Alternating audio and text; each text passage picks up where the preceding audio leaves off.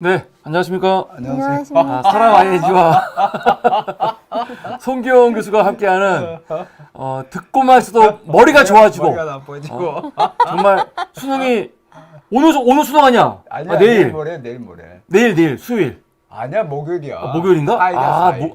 3일 아닙니까? 4일이야, 10일 3일 아닌가? 아니, 4일, 금요일인가? 몰라. 나도. 하여튼간 내일이 2일이에요. 목소리가 안 들린다고. 지금 왜 안 들려? 우리 여기를 또 안 켰는데 목소리가 안 들립니까? 소리남. 예. 머리가 좋아지는 서구문 여사 20번째 시간 시작하겠습니다. 저는 페이스 쉴드를 쓰고 있는 사람 ING의 정준호입니다. 여러분 안녕하십니까? 네, 송기입니다. 네, 안녕하세요. 어정희입니다. 송경 교수님이 오늘 갑자기 오셔가지고 저희 두 명한테 이 정부의 거리두기 2단계 플러스 알파에 맞춰 모자를 쓰라고 갑자기 하셔가지고 갑자기 모자를 쓰게 됐습니다. 네, 페이스 쉴드를 저에게 주셨습니다. 이게 갑자기 쓰게 된 이유가 뭡니까 교수님? 두 개를 저희 가져오셨습니다. 집사람이 이거 꼭 쓰고 하고 안 쓰고 하면 쫓아온대요. 참 우리 교수님이 집에서 네. 사모님께 혼나는 걸 굉장히 두려워하시는데 거기에 저희가 연계가 됐습니다. 네, 그래서 어쩔 수 없이 저희 두 명은 교수님 보호 차원에서 오늘 페이스 쉴드를 치고 오프닝을 같이 합니다. 네. 여러분 감사합니다. 마스크맨 같대요. 마스크맨. 네, 김기용님이. 네. 자, 오늘 들어오신 분들도 인사 먼저 하고 네. 시작하도록 하겠습니다. 유튜브 최초 페이스 쉴드. 유튜브 진짜 감사합니다. 아니야, 유튜브에 페이스 쉴드 하는 사람 좀 가끔 있어. 네. 그래? 근데 나는 머리가 커갖고 잘 안 어울려 이게. 그래, 아니야. 아니야, 너무 잘 도대충해. 어울려. 어디다 쓰고. 이거 엄청 무조건 쓰고 엄청 있어. 오늘 이 핏도 좋고 괜찮은데 이것 때문에 좀 안 좋네요. 아니야. 자, 배영각님 네. 일바로 네. 오셨습니다. 네. 감사합니다. 또 우리 아린님 오셨고요. 네, 반갑습니다. 반갑습니다. 또 우리 만세 신중이님. 만세 신중이님 감사합니다. 네. 안녕하세요. 옥장님이 네. 송 교수님 위에 있습니다. 네. 야, 이건 거의 페룬인데요. 괜찮아. 아닙니까? 예. 또 우리 이효민님 반갑습니다. 네, 이효민님. 님 감사합니다. 네. 혜주님 오셨고요. 네. 또 우리 김기용님, 네. 연예인 김기용. 예. 또 감사합니다. 우리 아까 헤스티아님. 네. 헤스티아님은 여기만 오시는 것 같아요. 예. 아주 반갑습니다. 유튜브 네, 최초의 감사합니다. 존버님. 페스티벌 존버님 네. 오셨습니다. 네. 존버님 감사합니다. 네. 욕대장 리리스님 오셨고요. 정채호님 오셨고. 네. 다 우리 아주 리리스님이랑 욕대장 리리스님은 뭐가 다른 거예요? 같은 분이지. 네. 예. 같은 분이신데. 네, 때로는 감사합니다. 리리스님으로 들어오시는 교수님 오늘은 수번째. 네. 정말 많이 오늘 했네요. 많은 사람들이 되게 우울할 텐데 네. 되게 우울해하고 있어요. 많은 분들이 예. 엄청 우울해하고 있는데 예. 오늘 여러분 이 우울함을 가실 수 있는 가슴을 설레게 한 네. 당신에게도 첫사랑이 있습니까? 오늘 제목 뭡니까? 오늘 제목은 기사도와 궁정연애입니다. 기사도와 궁정연애. 네. 네. 듣고만 있어도 가슴이 두근거리네요. 그래요? 왕자님과 공주님의 이야기입니까, 교수님? 네. 저희 정 대표랑 어국장 이야기입니다. 그건 아니죠. 아니야. 왕자와 시녀. 아니, 이거는 이루어질 수 없는 사랑에서 그건 아니에요. 기사도의 이야기 거의 이루어질 수 없는. 가슴이 아프네요. 보통 간통이 많이 나오는. 맞아요. 간통이 나고. 교수님, 이건 없습니까? 실장님? 그러니까 남자는 재벌이고 네. 여자는 좀 지위가 낮은데 그런 벨라출사는 거 없어요. 이런 거 여자가 없습니까? 지위가 높아요. 예, 보통 여자가 궁정연애는 거의 여자가 지위가 네. 높고 네. 남자가 자산. 네. 이졸대도 공주예요. 맞죠? 이졸대. 네. 이졸대는 원래 아서왕 이야기의 사건 거예요. 아니, 원래 트리스탄에서 나왔다가 남자 네. 아서왕이로 이제 끌어들였죠. 원래 이게 먼저입니까? 네. 역시 잘 알아야 됩니다. 이렇게 어설프게 알면은 이런 오류를 범하는데 과연 제가 몰랐을까? 네. 아니죠. 교수님께 기회를 드리기 위해서 네, 모른 척 고맙습니다. 했던 네. 이런 거죠. 네. 자, 그러면 우리 오늘 하기 전에 우리 교수님 한 주 어떻게 섰는지 이거 송기영의 일주일. 이거 페이스 실드 꼭 쓰라고 엄명을 받고를 가져왔습니다. 예, 페이스 실드. 페이스 실드. 사모님, 페이스 실드를 저희는 분명히 찾습니다. 예. 그럼 영어 할 때도 이거 써야 됩니까, 교수님? 그럴 것 같아요. 진짜로요? 네, 감시 안 되지. 그때 그때도 그때도 제일 그거 다르도. 네. 헤스티아님께서 이럴 수가. 아이고. 슈퍼챗을. 감사합니다. 감사합니다. 감동. 교수님, 페이스 실드 써서 그래. 페이스 실드 쓰니까 슈퍼챗에 나오는 겁니까? 감사합니다. 교수님, 어떻게 그거 와이는 또 뭐 없습니까 일상이? 예, 그냥 코로나 걱정하고 뭐 네. 그거밖에 없습니다. 강의 준비하고. 강의 근데 준비하시고. 교수님 오늘 모자가 되게 잘 어울리세요. 아, 이거 제 아니 교수님 멋진 모자 쓰시고 저희는 이러고 주신 겁니까 지금? 일부러 그런 거예요. 와 이건 너무하시네요.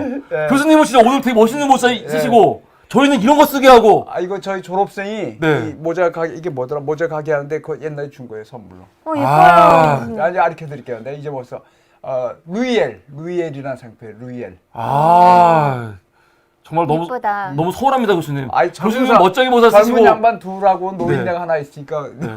아니에요. 안 그렇게 보이세요. 저는 하여간 좀 안 어울리네요. 네. 어쩔 수 없죠. 예. 네. 그러면 우리 오국장님은 한 주 어떻게 지내셨습니까? 빨리 하십시오. 시간 없습니다.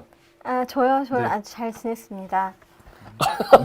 아주 교육을 잘 받아서 길게 안 합니다. 네. 감사합니다. 여러분 그럼 지금부터 송경 교수님이 준비하신 정말 기가 막힌 근데 그 전에 하나 우리가 요번 돌아오는 토요일에는 어떤 영화를 보냐 함께 보면 좋은데 함께는 못 보고 각자 보시고 이제 만나면 좋겠는데 저희가 토요일에는 마이 달링 네, 클레멘타인을 봅니다. 기가 막힌 서부 영화, 네. 흑백 영화. 네, 흑백 영화. 어떤 영화인지 모르지만 교수님이 네. 완전 추천하시는 네. 최고의 서부 영화 네. 함께 보고 이야기하는데 오늘은 그 전에 아리님이 어국장은 100이고 정 대표님은 흑이래. 어, 오늘 그러네요, 흑백. 진짜. 네. 흑백이네요. 네. 네. 기사도와 궁정 연애 네. 서구문 예사 보고만 또 머리가 좋아지는 와. 수어제 이야기 이제 곧 시작합니다. 네. 네. 고맙습니다. 감사합니다. 지금 바로 넘기시면 됩니다. 네. 옥정은 정말 잘 어울리네. 그리고 별로 이렇게 답답해 보이지 않아. 정 대표는 얼굴이 커가지고 좀 그런데 다음엔 내가 써야겠다. 교수님 지금 외모 비하하시는 겁니까? 네.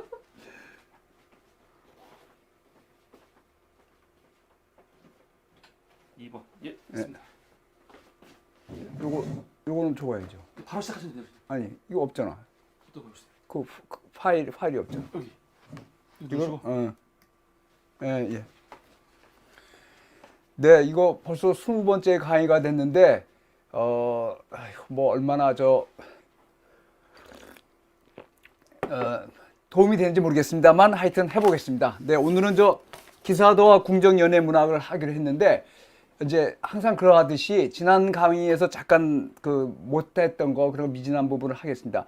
우리는 이제 서울은 이렇게 돼 있죠. 그죠? 서울은 25개 구죠. 서울 25개 구인데, 서울도 한강이 이렇게 관통하지 않습니까?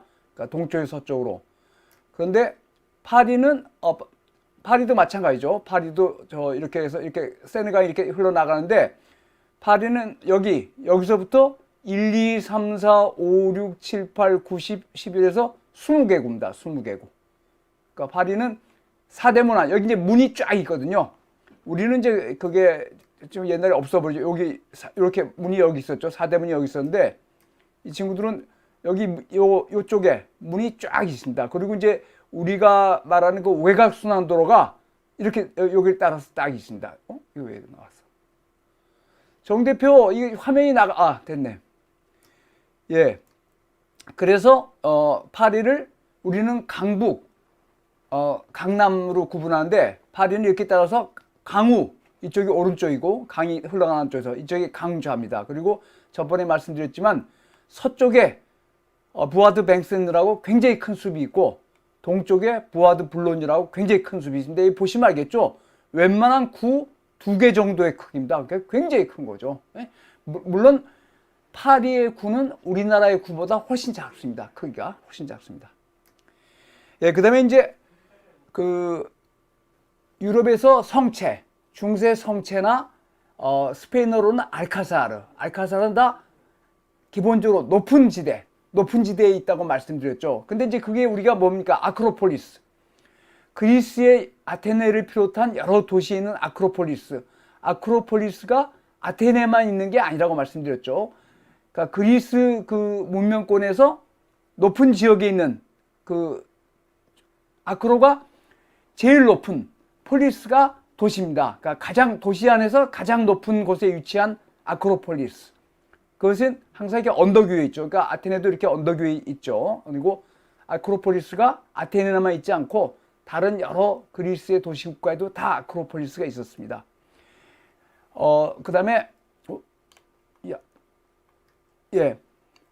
그다음에 이제 번에 사자. 이제 이쪽 메소포타미아에서 시작해서 서진한 이쪽 메소포타미아 문명하고 유럽 문명에서는 사자를 제압하는 것이 위인이나 영웅의 제일 중요한 특징이죠. 그래서 그 대표적 인물이 헤라클레스인데 알렉산더 대왕도 마찬가지입니다.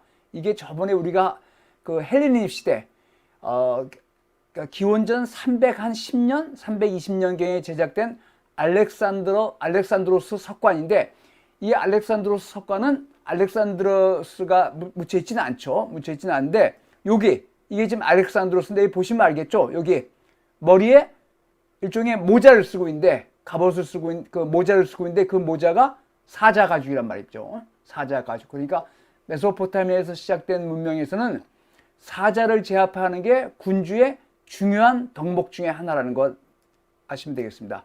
이 알렉산드로스 석관은 정말 대단한 작품이죠. 이게 기원전 310년, 320년 정도 작품인데 정말 역동적이고 여기다 채색을 했다는 것 아시면 되겠습니다. 그 다음에 이제 유럽의 성체에서 이게 이제 프랑스 남부에 있는 카르카손 도시 전체가 3.5km 정도에 달하는 완전히 성벽으로 둘러싸여 있거든요. 근데 이럴 때 어떡하냐? 적이 쳐들어오면 여기 이제 탑이 있습니다. 아니면 교회에도 항상 종탑이 있거나 여기 탑에 종을 달아놓습니다. 그래서 종을 막 쳐가지고 적군의 유입을 알린다. 그러면 요 바깥에 외곽 여기 안에서는 그 공격에 대비하는 방어 준비를 하고 요 성벽 바깥에 있는 사람들이 요 안으로 들어옵니다. 그 다음에 문을 딱 내려버리죠. 도객의 문을 내려서 문을 딱 올려버려가지고 외적이 못 쳐들어오게.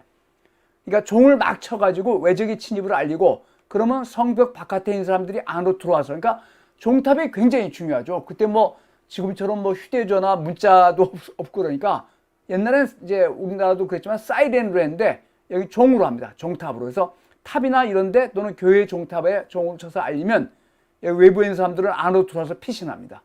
그 다음에 여기는 뭡니까? 카르카손 이 시티 자체에 성벽이 있고 또 카르카손 성 귀족이 백작이 카르카손은 백작이 제일 높았는데 백작이 또 성이 있어서 둘레를 딱 막아놔가지고 여기 뭡니까? 해자를 파고 다리를 딱 해가지고 여기가 만약에 함락되면 마지막으로 이리로 들어간단 말이죠. 그래서 종탑의 역할이 굉장히 중요했습니다. 그래서 이게 이제 피사의 그 대성당 종탑인데 피사 대성당 종탑도 적의 뭐 기도 시간을 알리거나 시간을 알 때 자주 치는데 하루에 여러 번 치죠. 그 시간마다 대거 치고 기도 시간마다 치고 그러는데 외적의 침입이나 뭐 화재가 나거나 이러면서 종을 칩니다.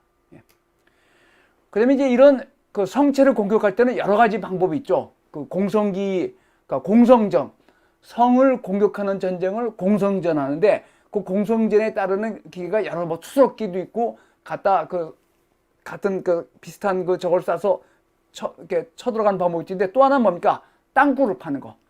땅굴을 파가지고 여기다 불을 지릅니다. 밑에다 불을 지르면 옛날에 나무는 뭐 위에서 지르는데 이 석조 건물도 밑에 가서 불을 지르면 그게 적군한테 굉장히 큰 타격을 줄 수 있답니다. 그래서 이런 땅을 파서 공격하는 방법도 많이 그때 개발을 해가지고 서로 땅굴 작전으로 서로 공격과 수비를 하고 그랬습니다.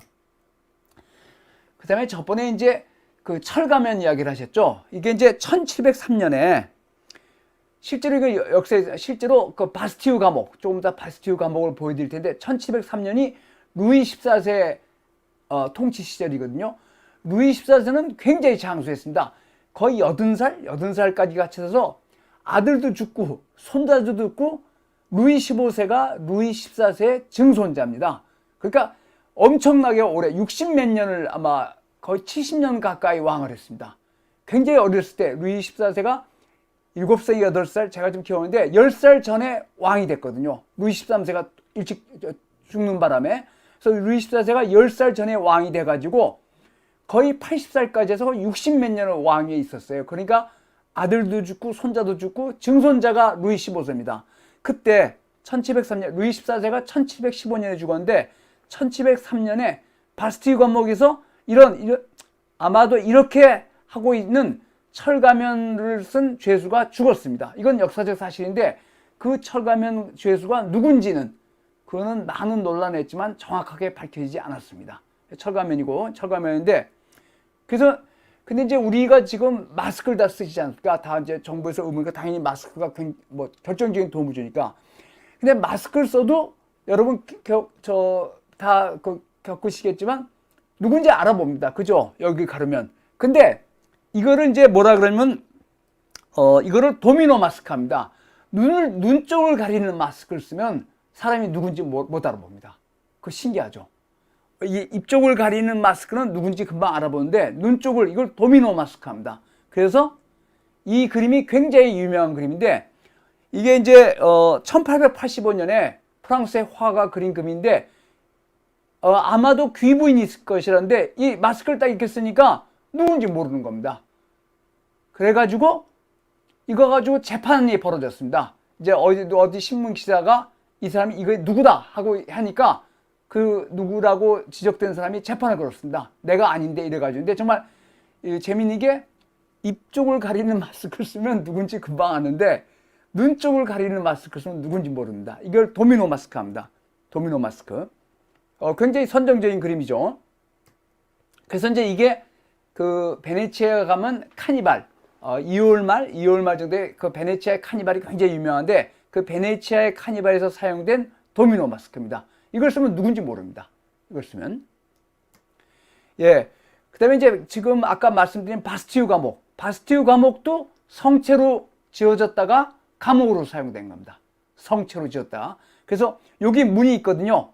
파리 그 경계선 안에 문을 쫙 세워놨습니다. 그러니까 도성을 싸면 도성을 그 사이에 통과하는 문을 다 지어놓는데 그런 문을 옆에서 지키는 성체로 바스티유 감옥이 14세기에 건립됐습니다. 14세기에 건립됐는데 되게 이런 식으로 됐습니다. 여기 파리가 이제 지금은 다 없어졌지만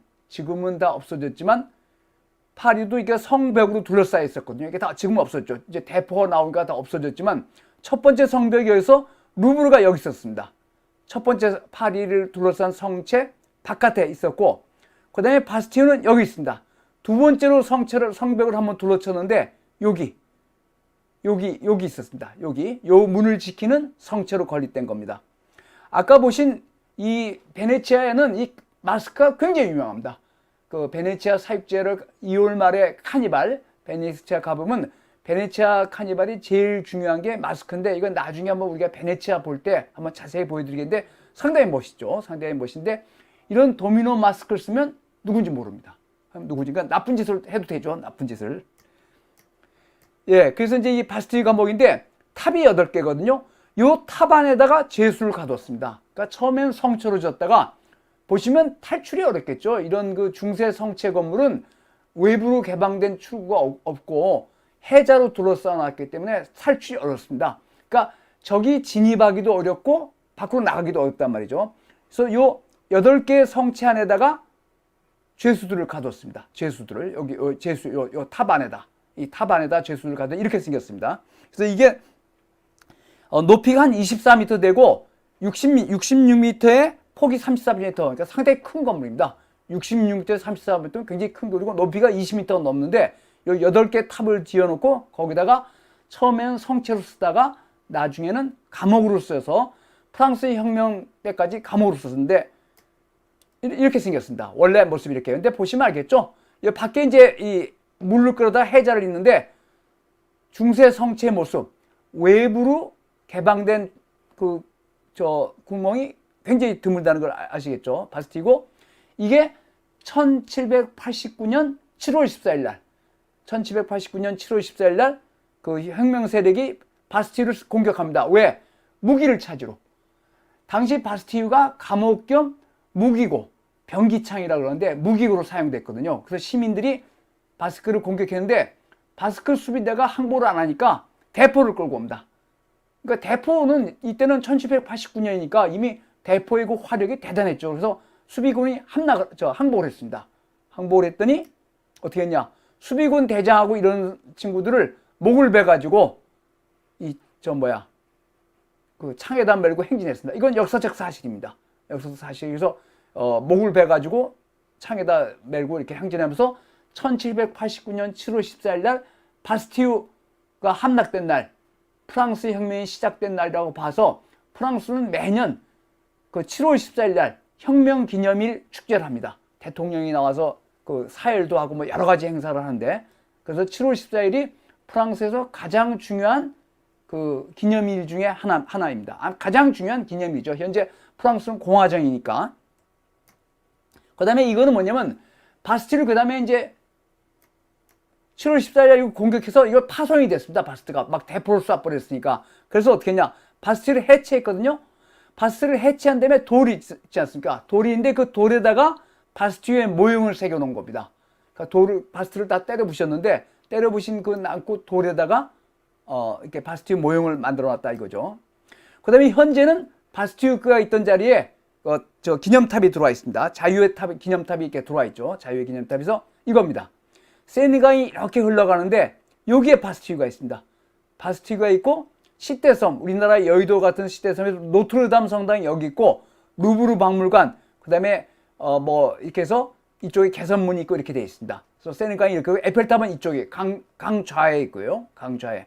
그래서 바스티유에는 지금은 바스티유 감옥을 철거했기 때문에 지금은 그걸 기념하는, 자유의 승리를 기념하는 탑이 세워져 있습니다. 그 다음에 이제 바스티유에 죄수들이 많지는 않았습니다. 많지는 않았지만 바스티유에 그 수감된 죄수 중에서 가장 문제아적 사람이 있습니다. 문제아적. 그러니까 가장 유명하다? 가장 유명하다고 볼 수 있네요.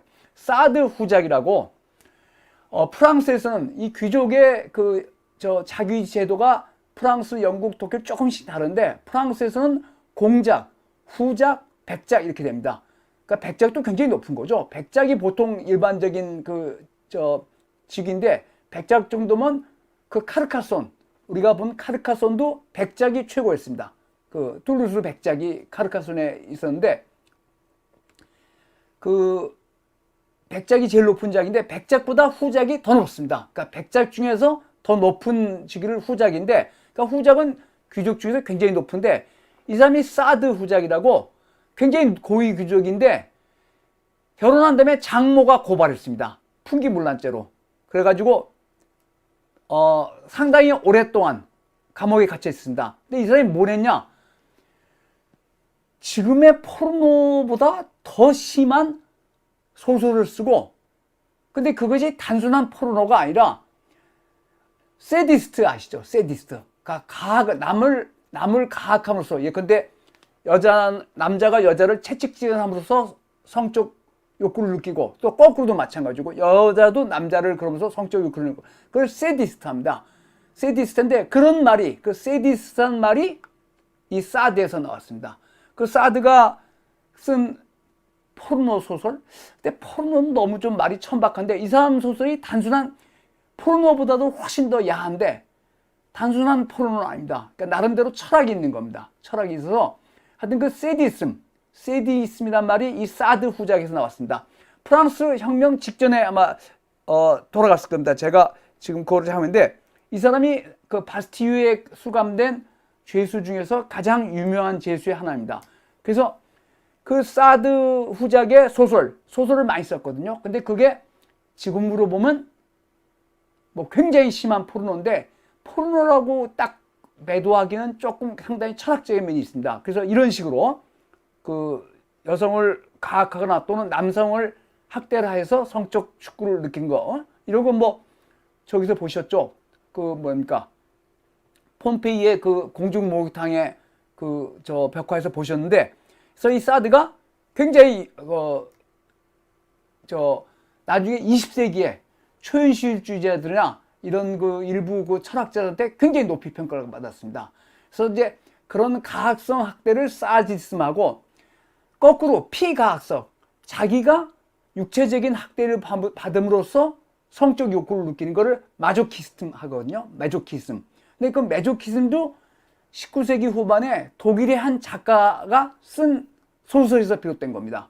그러니까 세디즘이나 마조키즘이나 다 작가가 쓴 그 글에서 비롯됐다는 것. 그래서 이 사드는 굉장히 유명한 사람이어서 나중에 이 서구문예사 강의가 계속돼서 20세기를 할 저희가 있으면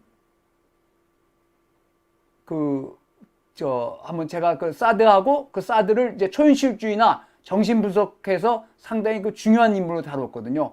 이유민이 저렇게 사람을 매달아 놓고 학대를 함으로써 성적 성욕을 느낀답니다. 그러니까 좀 변태죠, 변태. 근데 단순히 사드는 단순히 변태나 포르노라고 치부하기는 상당히 철학적으로 심오한 사람입니다.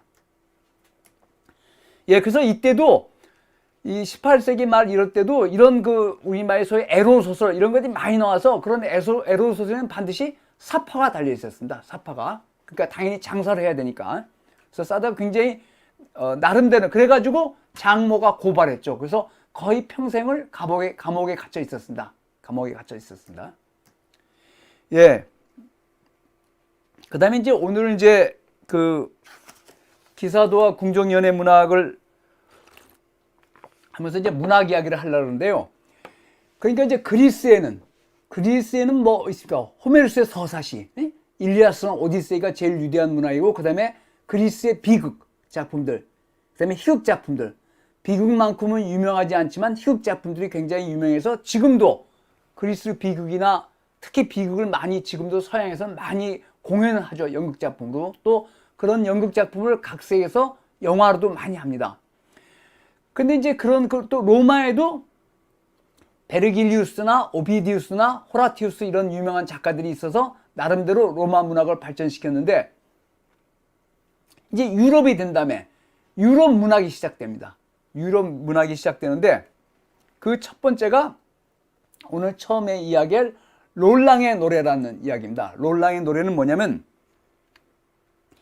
이 롤랑의 노래는 11세기에 나왔는데 그 배경이 이렇습니다. 로마 제국이 무너진 다음에 지금 지도에서 보시는 것처럼 5세기에 로마 제국이 무너진 다음에 이거는 동고트족이 이탈리아 반도를 점령하고 서고트족이 스페인 쪽을 점령하게 됩니다. 그런데 그래서 이제 당시에 그 스페인의 모습입니다. 당시 스페인의 모습이 이렇게 돼서 여기가 피레네 산맥이고 이게 피레네에서 여러 가지 이게 다양한 지방이 존재했는데 711년에 그러니까 7세기부터 바로한 이슬람 세력이 동진도 하고 서진도 해서 711년에 지브롤터 해협을 넘어서 스페인을 점령해 버립니다. 그러니까 710년 이 8세기의 이 이슬람 제국은 대단했습니다. 정말 옛날에 로마 제국 못지않게 어떻게 보면 로마 제국보다 더 넓었다고 볼 수 있죠. 네? 아라비아 반도 전체 옛날에 페르시아 제국 그리고 북아프리카 그다음에 스페인까지 차지했으니까 로마 제국보다 더 광활한 제국을 구성했습니다. 8세기에. 그래서 제가 거듭 말씀드리지만 8세기에서 13세기까지는 이슬람 문명권이 서유럽 문명권보다 훨씬 선진 문명권이었습니다. 그 이제 제가 그 이슬람 문명권 하면서 자세히 말씀드리겠는데 그래서 711년에 이렇게 됐거든요. 근데 이 세력들이 여기에 피레네 산맥인데 피레네 산맥을 넘어서 지금의 프랑스 땅으로 쳐들어와서 732년에 여기까지 쳐들어갔습니다. 여기까지 이슬람 세력이. 그러니까 지금하고는 완전히 거꾸로죠. 지금은 뭡니까? 뭐 미국으로 대표되는 기독교 또는 서양이 중동의 이슬람 세력보다 훨씬 뭐 상대가 안 될 줄로 비한데 그때는 거꾸로였습니다. 8세기에는 지금 한 13세기 지금부터 1300년 전에는 상황이 완전히 역전됐었습니다. 이슬람 문명권이 여기까지 쳐들어갔습니다. 그러다가 732년에 샤를만니의 선조 할아버지가 여기서 이 침략을 물리치고 이걸 밀어냈습니다. 여기까지만. 그래서 어떻게 됐냐? 이게 여기 보시면 이게 이제 그러니까 8세기 후반에 세계 지도입니다. 프랑크 왕국, 샤를만국의 프랑크 왕국이 이만큼이고 나머지는 전부 노란 것은 이슬람 제국의 땅입니다. 우마이야 왕조라고 굉장히 큰 왕조인데 제가 아마 다음 시간 정도에 이슬람 문명을 좀 보려고 하는데 이렇게 돼서 피레네 산맥을 경계로 기독교 세계와 이슬람 세계를 구분하고 있었습니다. 기독교 세계와 이슬람 세계를. 그래서 이제 이게 프랑크 제국인데 여기 보시면 여기가 경계선입니다. 근데 샤를마니가 그래서 이제 거기 사이에 피레네스 산맥인데 이 피레네스 산맥이 높이가 굉장히 높습니다. 보시면 높이가 3,404m, 그러니까 백두산보다 훨씬 높고 길이가 430km, 그러니까 엄청난 거죠. 프랑스랑 스페인 국경에 피레네스 산맥이 딱 쭉 가로막혀 있습니다. 그래서 로마 시대는 어떻게 했냐? 여기 이제 요 산맥에, 요 피레네스 산맥의 요쪽에 바스크족이라고 살고 있습니다. 바스크족은 인도 유러피언 민족이 아닙니다. 인도 유럽인데 바스크족이 요 산맥에 살고 있었습니다. 지금도 살고 있죠. 바스크족은 독립된 국가를 갖지 못했는데 바스크족은 스페인하고 프랑스 경계에 살고 있으면서 스페인으로부터 자치권을 부여받아서 지금도 독자적인 문화와 독자적인 언어를 갖고 있습니다. 바스크 문화가. 그래서 어떻게 했냐? 여기 피레네스 산맥이 관련되어 있으니까 이게 빨간 줄이 로마 시대 제일 유명한 게 도로마이라고 제가 말씀드렸잖아요. 네? 도로마이 말해서 하니발이 코끼리를 끌고 넘었다는 것은 하니발은 이쪽으로 갔기 때문에 피레네스 산맥이 아니라 알프스 산맥을 하니발이 코끼리를 끌고 넘어갔죠. 이 피레네스 산맥을 피해서 갔습니다. 하니발은 여기로 갔으니까요.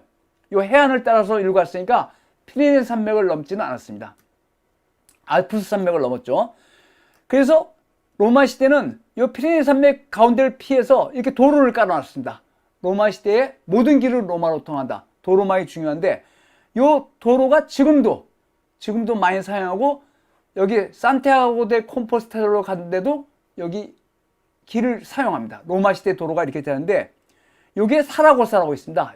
이게 이제 지금은 아주 옛날에는 로마 시대는 이렇게 카에사라 이렇게 됐었는데 아우구스타인데 이게 사라고사라는 도시인데 여기를 샤를마니가 공격하러 가다가 787년에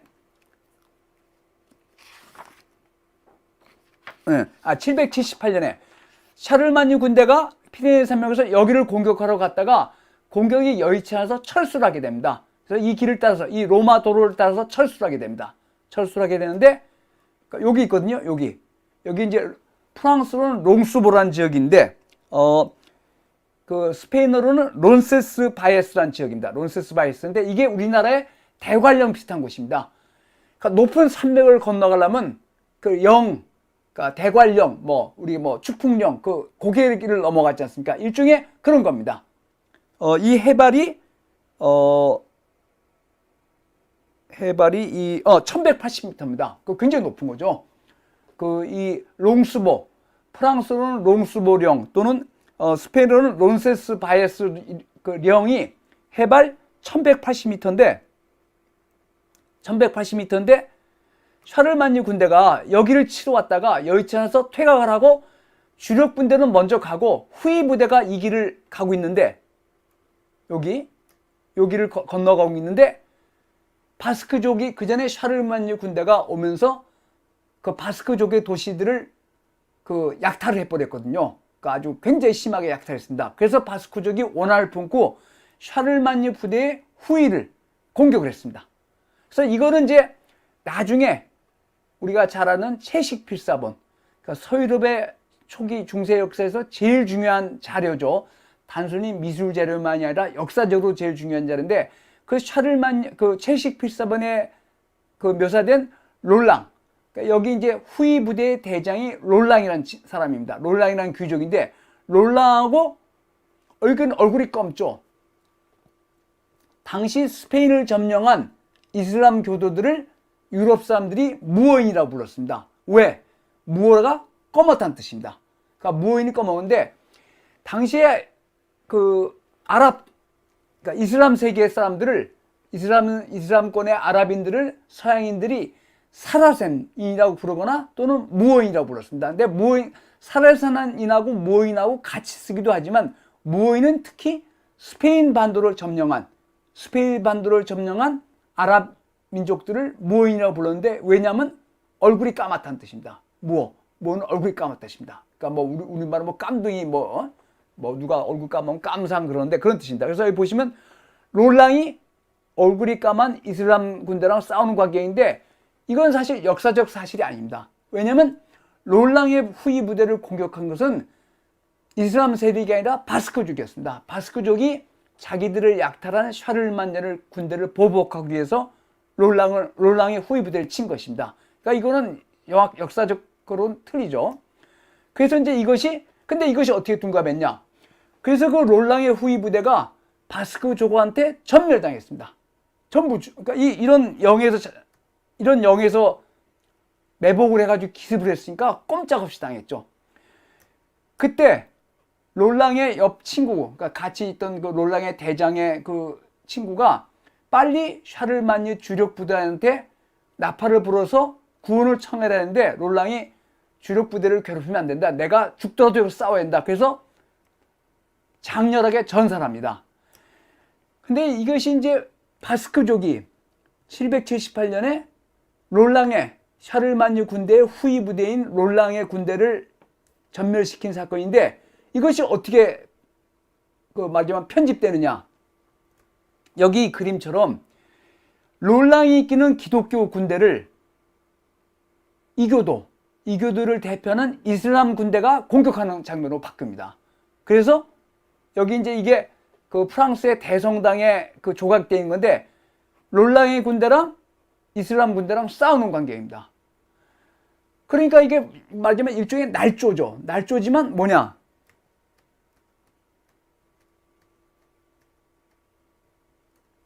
이렇게 이 노란 선 이슬람 세계하고 프랑크족, 그러니까 이슬람 세계랑 기독교 사이에 전선이 형성된 겁니다. 그러니까 마치 옛날에 그리스랑 트로이랑 전쟁한 것처럼 두 문명이 충돌한 거거든요. 그리스랑 트로이랑 지중해 패권을 둘러싸고 그리스랑 트로이랑 여기 이쪽에 그리스랑 여기 있는 트로이랑 지중해 패권을 둘러싸고 싸운 건데 이제는 유럽의 패권을 둘러싸고 또는 종교적 문제로 이슬람 세력 대 기독교 세력의 전선이 여기를 구축되는데 그때 그 사건 롤랑의 후위 부대가 바스크족한테 전멸당한 사건을 기독교 대 이슬람의 대결로 구도로 바꾸어서 편집을 한 것입니다. 그러니까 기독교인이 정체성을 갖고 이슬람은 적으로 규정을 한 거죠. 적으로.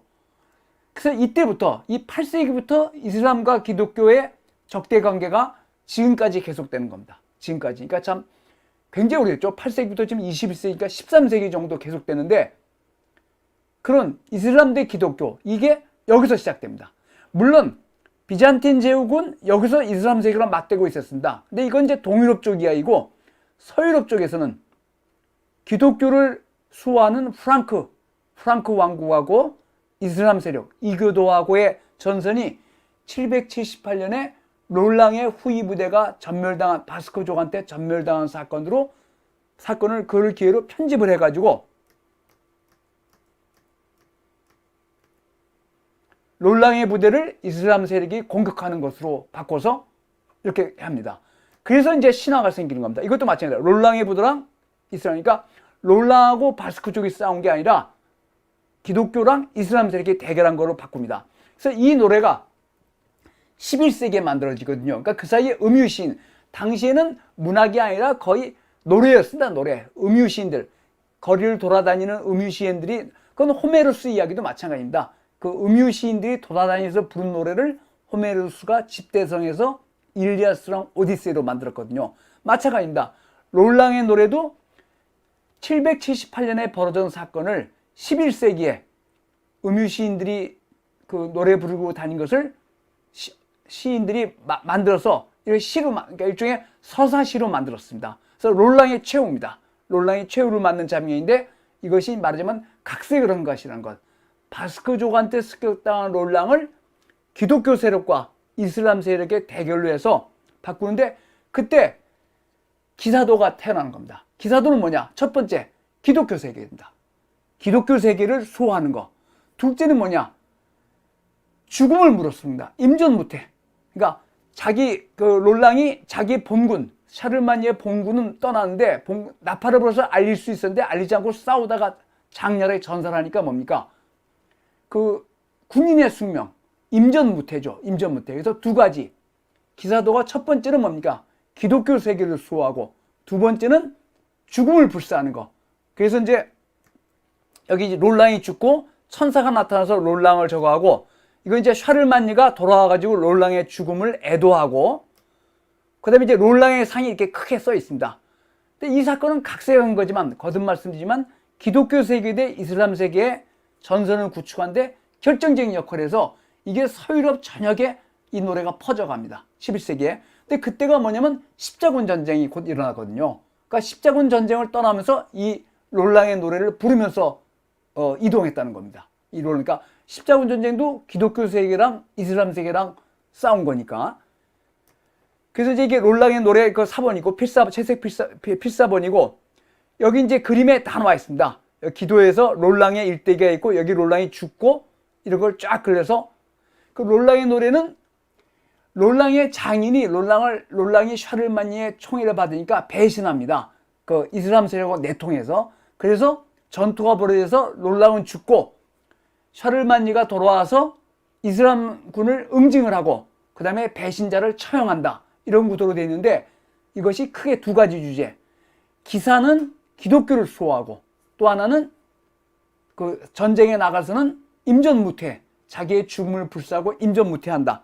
그런 그 기사도 정신을 해서, 이게 이제 19세기에 그린 그림이거든요. 롱스보에서 이 계곡에서 롤랑의 군대가 당하는 그 장면을 그린 건데, 마지막에 롤랑이 죽으면서 마지막에 뿔 나팔을 불어서 자기 그 본부대에 알리는 장면이고, 그래서 이제 이게 아마도 롤랑이 사용한 뿔 나팔이 아니겠냐, 상하 나팔, 상하로 만든 겁니다. 나팔이 아니겠냐고 하는 건데, 여기서 이제 제가 한번 말씀드렸지만 서양의 중세는 세 계급으로 나눠져 있습니다.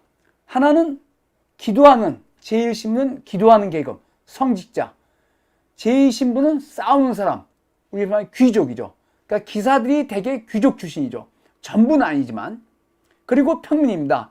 근데 평민은 제3신부는 80%더 합니다. 거의 90%가 되는데, 성직자는 신분이 뭐냐? 글을 쓰니까 지금으로 말하면 행정을 담당했습니다.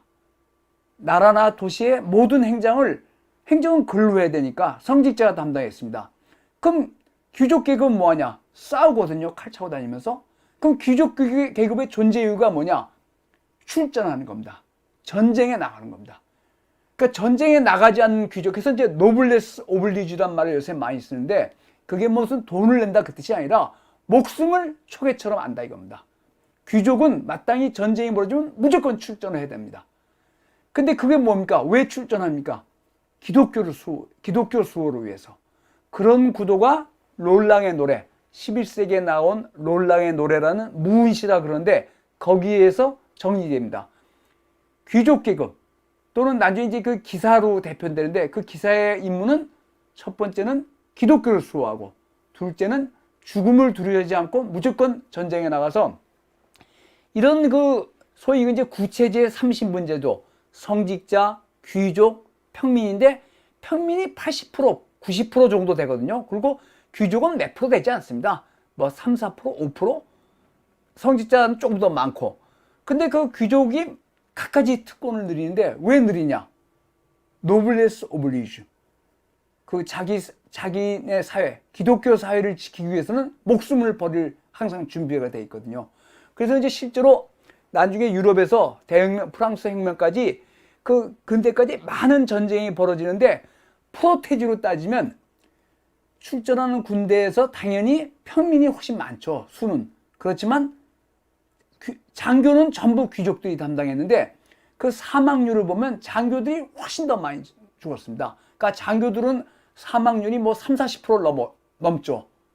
그렇지만 거기서 살아남으면 이제 뭐 사령관 높은 승진을 하는 겁니다. 그러니까 서양의 귀족은, 서유럽의 귀족은 목숨을 아끼지 않고 출전하는 그런 이미지, 그것이 롤랑의 노래에서 확립되는 겁니다.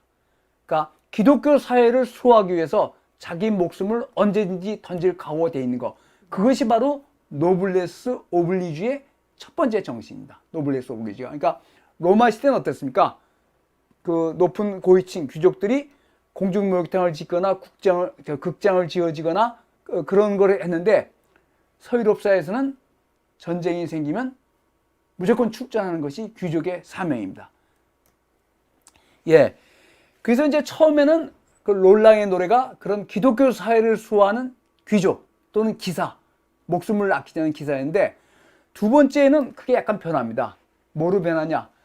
연애 이야기로 바뀝니다. 왜냐면 초기에는 기독교 사회랑 이슬람 사회랑 대립이 첨예했는데 차츰 서유럽 사회가 안정기로 접어들었습니다.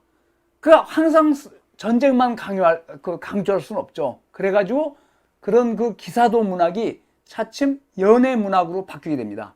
그래서 이제 그 연애 문학의 첫 번째가 트리스탄과 이졸데 이야기입니다. 트리스탄과 이졸데.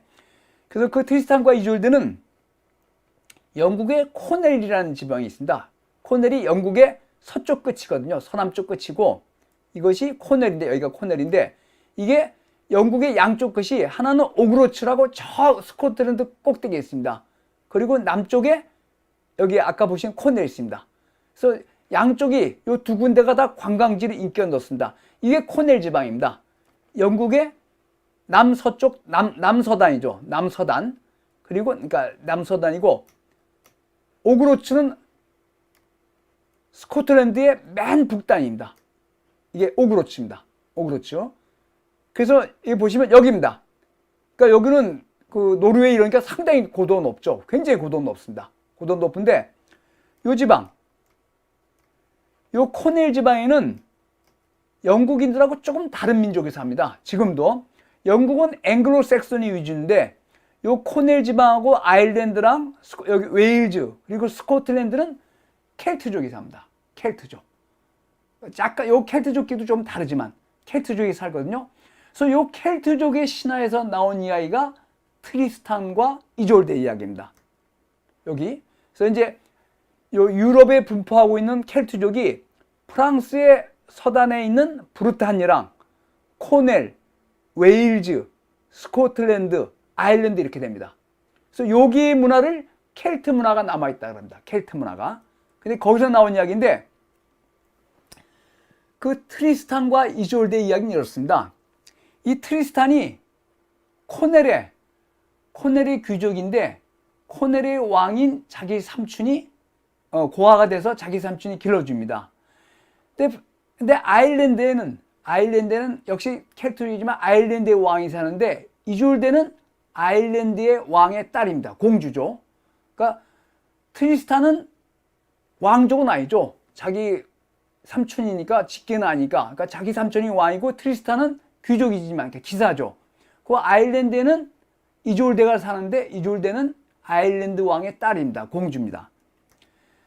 근데 이 두 아일랜드랑 코넬이랑 사이가 나빠가지고 트리스탄의 군대가 아일랜드로 쳐들어갑니다. 쳐들어가서 전쟁을 하다가 왕족을 죽이게 됩니다. 왕의 동생을 살해하게 되는데 그때 트리스탄도 치명상을 입은데 그때 이졸데라는 그 아일랜드의 공주가 트리스탄을 치료해 줍니다.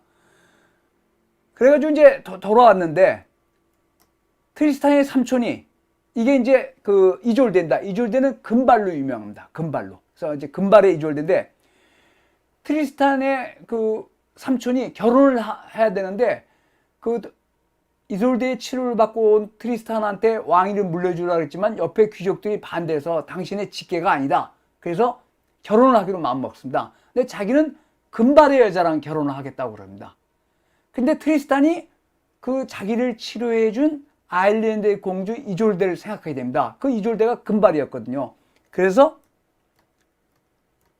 트리스탄이 일종의 그 혼인을 준비를 위한 원정대를 끌고 아일랜드로 갑니다.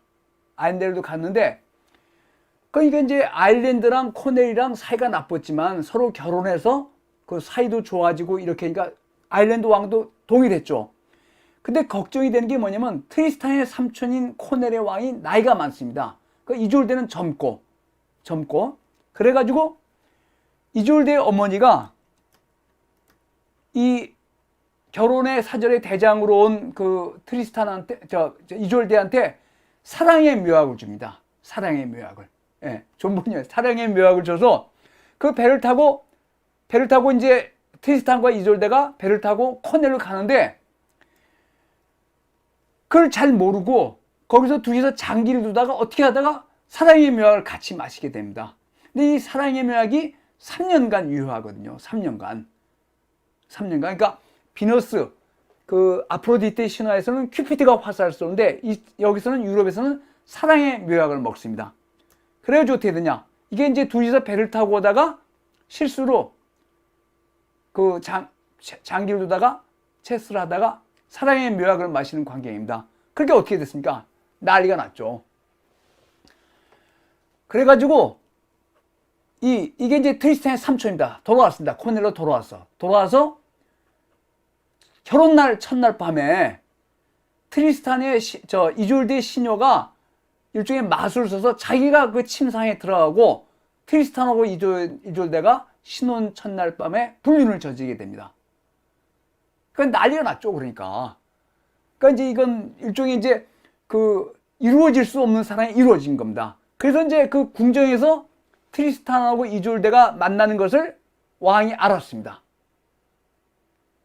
그래서 어떻게 했습니까? 도망을 갔죠. 그 트리스탄하고 이졸데가 도망을 갔는데 3년이 지났습니다. 그래서 둘이 정신이 깼어요. 그러니까 이건 아니잖아요. 그 삼촌을 위해서 왕을 그 신부감을 데려왔는데 둘이서 불륜을 저지르었으니까. 그래서 도망을 가가지고 어디 숲속으로 도망갔는데 요 그림이 재밌습니다. 그래서 이제 왕이 찾아 나섰습니다. 이들을 찾아 나섰는데 이때는 정신을 차려서 트리스탄과 이졸데 사이에 검을 두고 잤습니다. 그게 뭡니까? 이제는 더 이상 불륜의 관계를 안 한다는 소리죠. 예? 트리스탄과 이졸데 사이에 트리스탄의 검을 놓고 둘이서 자고 있는 광경을 트리스탄의 삼촌인 코넬랑이 발견했습니다. 그래가지고 트리스탄은 추방하고 이졸데를 데리고 왔습니다.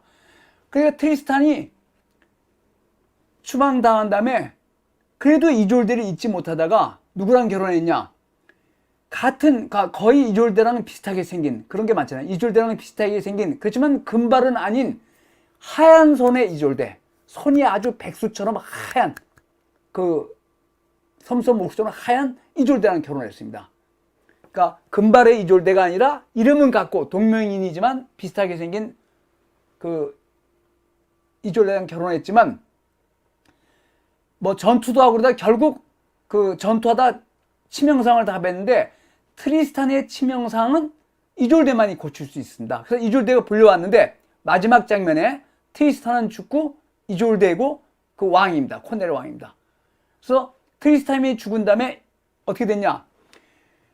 이제 트리스탄이 치명상을 입고 병상에 누웠으니까 그 자기 부인 흰손의 이졸데한테 부탁을 합니다. 내가 이래서 나를 치료해 준 사람은 금발의 이졸데밖에 없다. 좀 불러다오. 그래서 연락을 했는데 이 흰손의 이졸데가 얼마나 질투심 나겠습니까? 그래가지고 이제 어떻게 말했냐면 이졸데가 오면 배에다가 흰 돛을 달고 오지 않으면 검은 돛을 달아라고 이야기를 합니다. 그래서 이제 배가 오는데 실제로 흰 돛을 달고 오는데 그 흰손의 이졸데가 거짓말합니다. 검은 돛을 달고 온다고. 이런 이야기는 많이 들어보셨죠. 이게 또 여기서 나온 거거든요. 그래가지고 트리스탄이 죽습니다. 슬퍼서. 그리고 이졸데가 와서 마지막으로 트리스탄을 포옹하고 이졸데도 죽습니다. 그래서 비구를 끊죠. 이게 그겁니다. 이 검은 돛, 흰 돛이 그 이야기죠.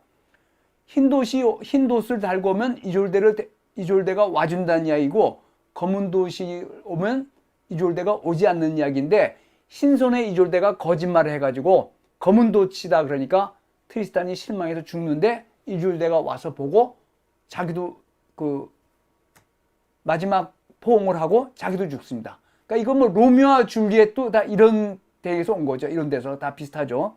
그래서 이 이야기 여기 지금 검은 돛과 흰 돛이 있는데 그런 것들이 다 복합적으로 채식 필사모로 되어 있는데 이런 이야기. 그러니까 트리스탄과 이졸데의 이야기는 불륜이고 이루어져서는 안 될 사랑인데 오히려 그 이루어져서는 안 되는 사랑이 뭐 지금도 마찬가지지만 훨씬 더 인기를 끌지 않습니까? 그래서 이제 이게 트리스탄과 이졸데 같은 이야기가 궁정연애의 한 모범으로 정착을 합니다. 이 문학으로. 트리스탄. 그래서 이거는 유럽 전역에. 그래서 여기에 이제 이겁니다. 이게 헬레나. 트로이 전쟁을 일으키는 헬레나랑 파리스 왕자입니다. 투 커플이죠. 헬레나랑 파리스. 이것도 불륜 아닙니까? 헬레나가 그 그리스의 왕비인데 파리스 가서 납치를 했으니까. 마찬가지입니다. 트리스탄과 이졸데입니다. 이런 불륜. 그러니까 그리스 시대에는 파리스와 헬레나, 유럽에는 트리스탄과 이졸데, 이런 이야기로 이제 말하자면 자기들도 그런 걸 하나 만든 겁니다. 그래서 이야기가 여기 나오는 이런 것들이 굉장히 문학적으로 많이 사용되고 지금도 많이 이거를 이제 써먹고 있죠. 그래서 트리스탄과 이솔데, 이건 이제 이솔데랑 그 왕 저건데, 이건 이제 현대 그림입니다. 현대 트리스탄과 이졸데 그림인데, 금발이라는 거죠. 여기처럼 금발에 이졸되고 같이 사랑의 묘약을 마시고, 그 사랑의 묘약의 유효기간이 3년 끝나서 육체 관계는 하지 않지만 잊지 못하다가 결국은 비극적으로 죽는 이야기인데, 이것이 이제 프랑스만에서 나왔지만 독일에서도 이런 비슷한 이야기가 있고, 19세기 후반에 바그너, 그 독일 음악의 가장 대표적인 그 작곡가 중에 한 사람인 바그너가 트리스탄과 이솔데라는 그 그러니까 오페라죠. 악극, 일종의 오페라를 작곡해서 트리스탄과 이솔데가 지금도 많이 연주되죠. 바그너 음악에 대해서는 논란의 여지가 있지만, 그래서 이게 언제냐면 1933년에 독일의 제2 공화국 때 트리스탄과 이솔데 이야기를, 그러니까 이게 독일에서는 굉장히 중요한 우표로 만들 정도니까 굉장히 중요해서 트리스탄과 이솔데 이야기, 이게 중세 기사의 사랑의 한 본복인데, 그것이 뭡니까? 기사가 이루어질 수 없는 사랑을 꿈꾸는 거죠.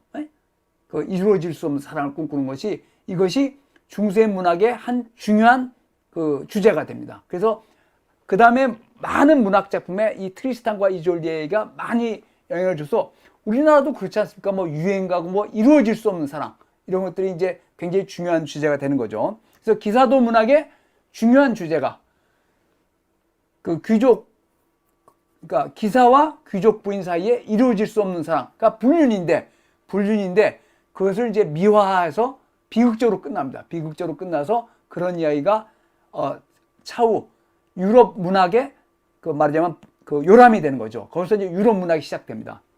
그래서 그런 얘기가 하나 더 있습니다. 원탁의 기사라는 이야기를 아실 겁니다. 원탁의 기사라는 이야기를 들어보실 때, 이거 원탁의 기사는 뭐냐면 아서왕, 이 아서왕 이야기도 켈트족 이야기입니다. 앵글로색슨이 잉글랜드를 점령하기 전에 켈트족의 아서왕이 앵글로색슨을 물리친 이야기가 아서왕과 원탁의 기사들 이야기거든요. 원탁의 기사인데, 이것이 12세기에는 바꿉니다. 여기에 원래 아서왕 이야기는 아서왕과 원탁의 기사들이 앵글로색슨족을 물리친다. 켈트족에. 그래서 켈트족 이야기인데, 12세기에는 여기에 뭐가 들어가냐면 랜스롯이라고 아서왕의 오른팔에 해당되는 유명한 기사가 아서왕의 부인인 귀네비어를 사랑하는 이야기랑 성배 이야기가 들어갑니다. 성배는 아까 말씀드렸죠. 롤랑의 노래에서 이 기사들의 기사도가 첫 번째로는 기독교를 수호하는 거니까, 성배는 뭐냐면 예수가 최후의 만찬 때 사용했던 포도주잔입니다. 성배. 세인트 그라라인데, 그래서 이 아서왕의 원탁의 기사 이야기가 켈트족의 민간 그 전설인데, 12세기에는 아서왕과 랜스롯과 귀네비어 왕비의 사랑 또는 불륜, 그리고 성배 탐색, 이것으로 말하자면 같이 해서 변형됩니다. 그래서 지금 아서왕과 원탁 기사들이 중앙에 있는 성배를 지금 그래서 이 성배를 찾아다닙니다. 이 성배를 찾으면 그 아서왕의 나라의 평화와 번영이 깃든다 해서 성배를 찾는데, 성배를 찾는 첫 번째 조건이 뭐냐?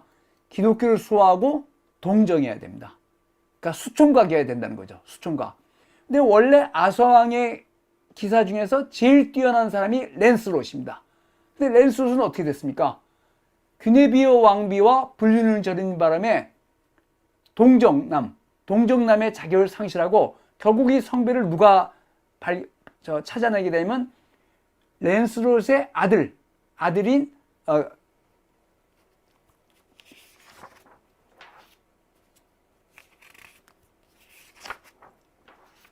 갤러헤드, 랜스롯의 아들인 갤러헤드가 그걸 찾아내게 되는데, 하여튼 이 아서왕 이야기가, 지금 이게 아서왕과 원탁 기사들이 성배.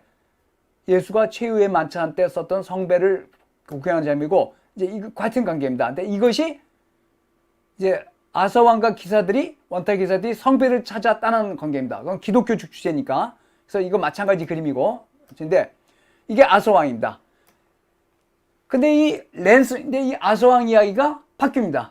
이게 이제 아서왕과 귀네비어 왕비가 약혼하는 관계이거든요. 약혼하는 관계인데, 거기에 누가 나타나냐? 아서왕의 오른팔인 랜스롯이 나타난다. 랜스롯은 여기 있지만 아주 은빛 갑옷을 입고 귀네비어가 사로잡혀 있을 때 용을 처치합니다. 용을 처치해서 이겁니다. 백마 타고 온 기사. 그 원형이 랜스롯입니다. 백마 타고 온 기사. 백마 타고 온 기사가 랜스롯입니다. 바로. 그러니까 뭐 여러분 뭐 백마 타고 온 백마를 타고 온 기사 그거 있지 않습니까? 저 공주나 이런 사람들 구하라. 그 원형이 랜스롯입니다. 이 랜스롯이 아주 은빛 갑옷을 입고 백마를 타고 와서 귀네비어를 납치한 악당을 물리치고 귀네비어를 데리고 들어오는데 둘이서 불륜이 되죠. 네? 그래서 이제 이거는 뭐냐면, 근데 그때 어떻게 되냐? 누가 더 높습니까? 왕비가 더 높죠. 귀네비어 왕비는 랜스롯이 여러 가지 시련을 겪어야 도달할 수 있는 그 사랑을 얻게 됩니다. 그래서 랜스롯이 뭐까지 하냐? 여러분 그 중세성에 뭐가 있습니까? 해자가 있죠. 해자가 있는데 그 해자의 다리를 했는데 랜스롯이 자기 칼을 다리 삼아서 이 귀네비의 성으로 들어갑니다. 그러니까 이런 시련을 겪는 거죠.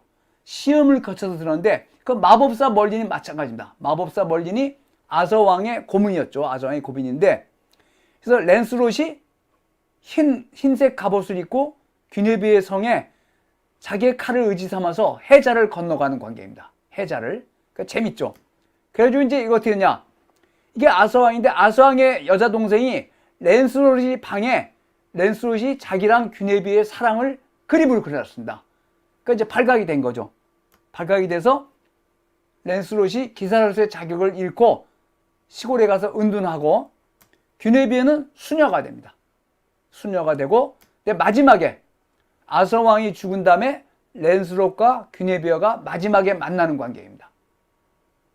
그래서 이거, 그러니까 원래는 아서왕과 원탁의 기사의 그런 이야기는 앵글로색슨의 침략에 대항해서 자기 나라를 지키는 아서왕과 원탁의 기사 이야기인데, 12세기에 거기에 궁정연애가 들어가서 랜스롯과 귀네비어, 그러니까 귀족, 아서왕의 오른팔과 왕비. 그러니까 이건 아까도 말씀드렸지만 왕비가 더 신분이 높죠.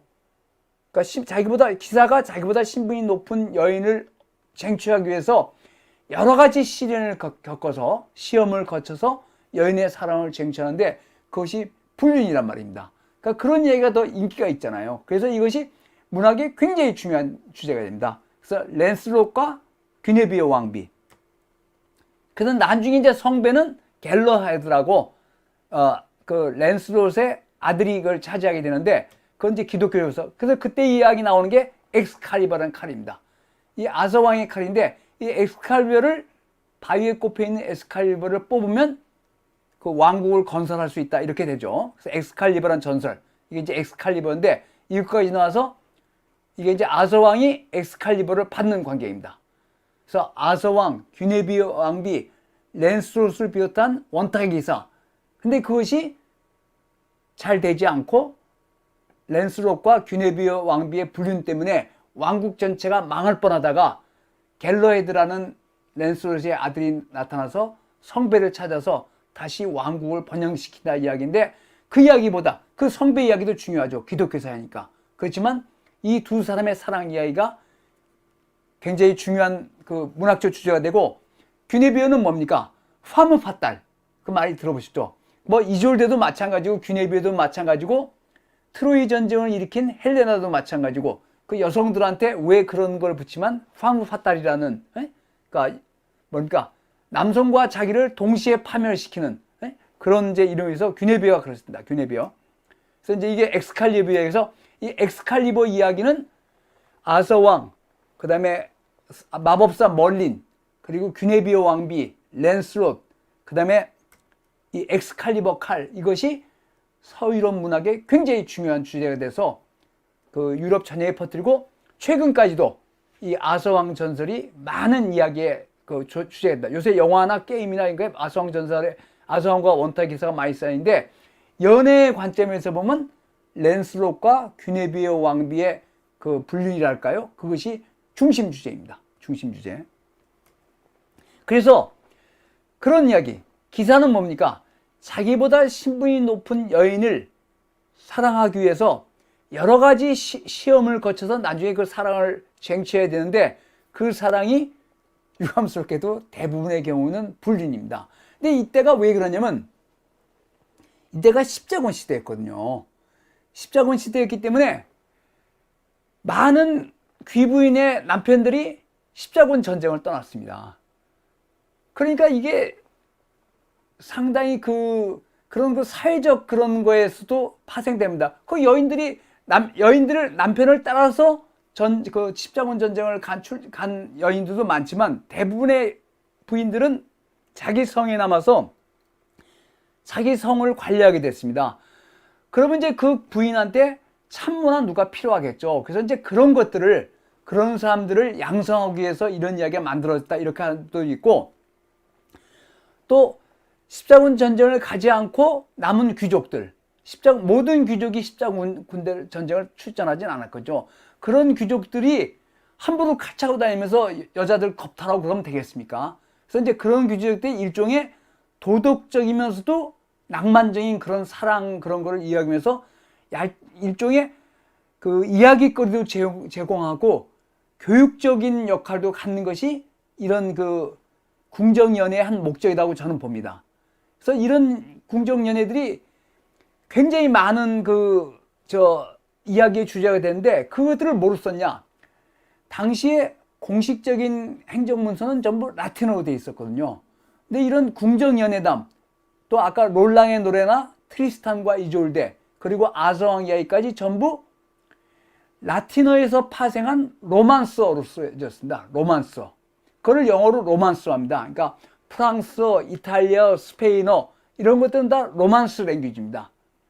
그래서 로맨스라는 말이 뭡니까? 그런 낭만적인 사랑, 이상화된 사랑을 로맨스라 그러죠. 로맨스.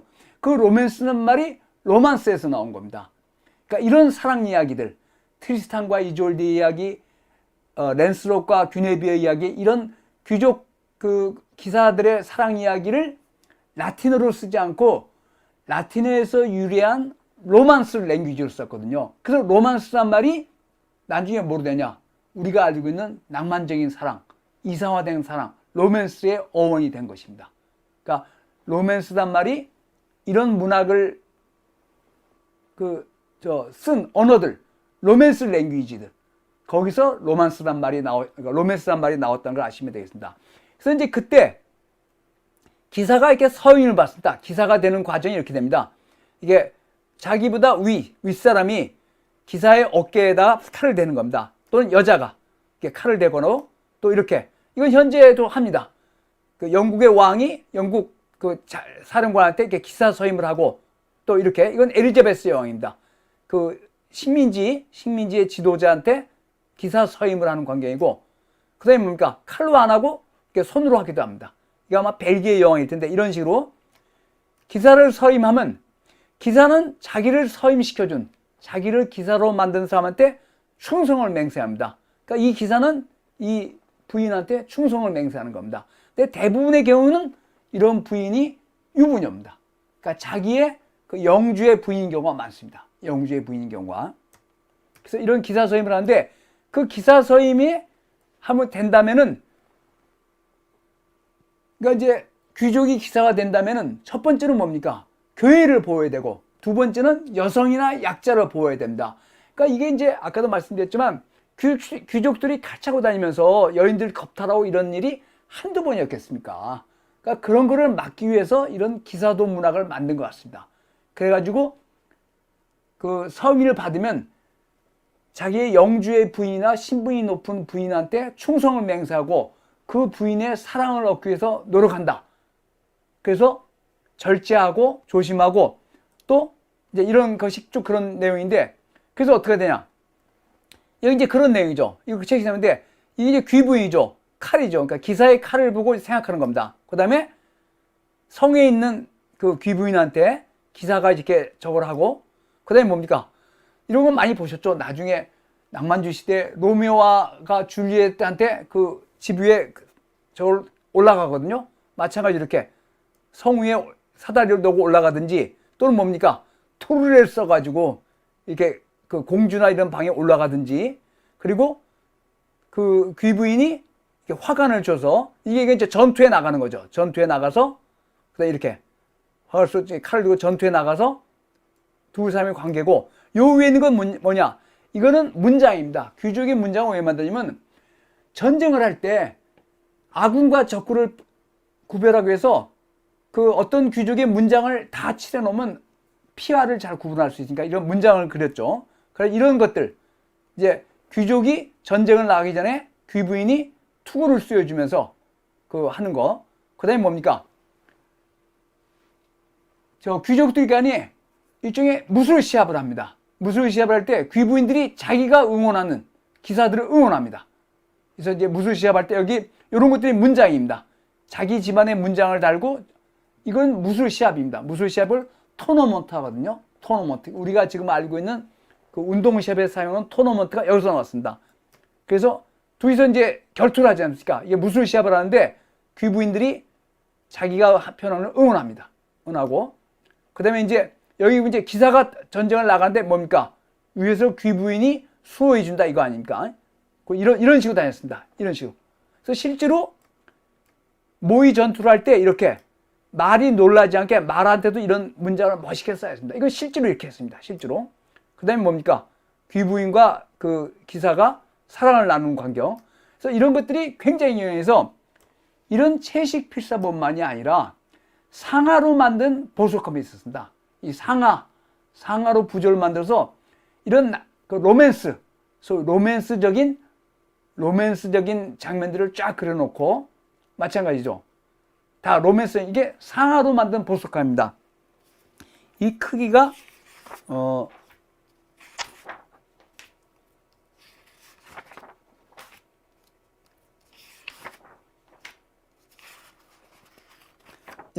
크기가 보통 10cm, 25cm, 높이가 15cm 정도 되는 건데, 이런 상하로 만든 보석함이 굉장히 유행했습니다. 이게 13세기, 4세기에 파리에서 엄청 만들었습니다.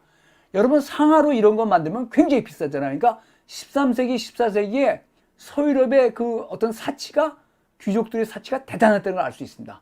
예? 그래서 이제 이게 그런 장면들입니다. 교육을 받고 나중에 나와서 여인의 사랑을 구가해서 제일 재밌는 게 이 장면입니다.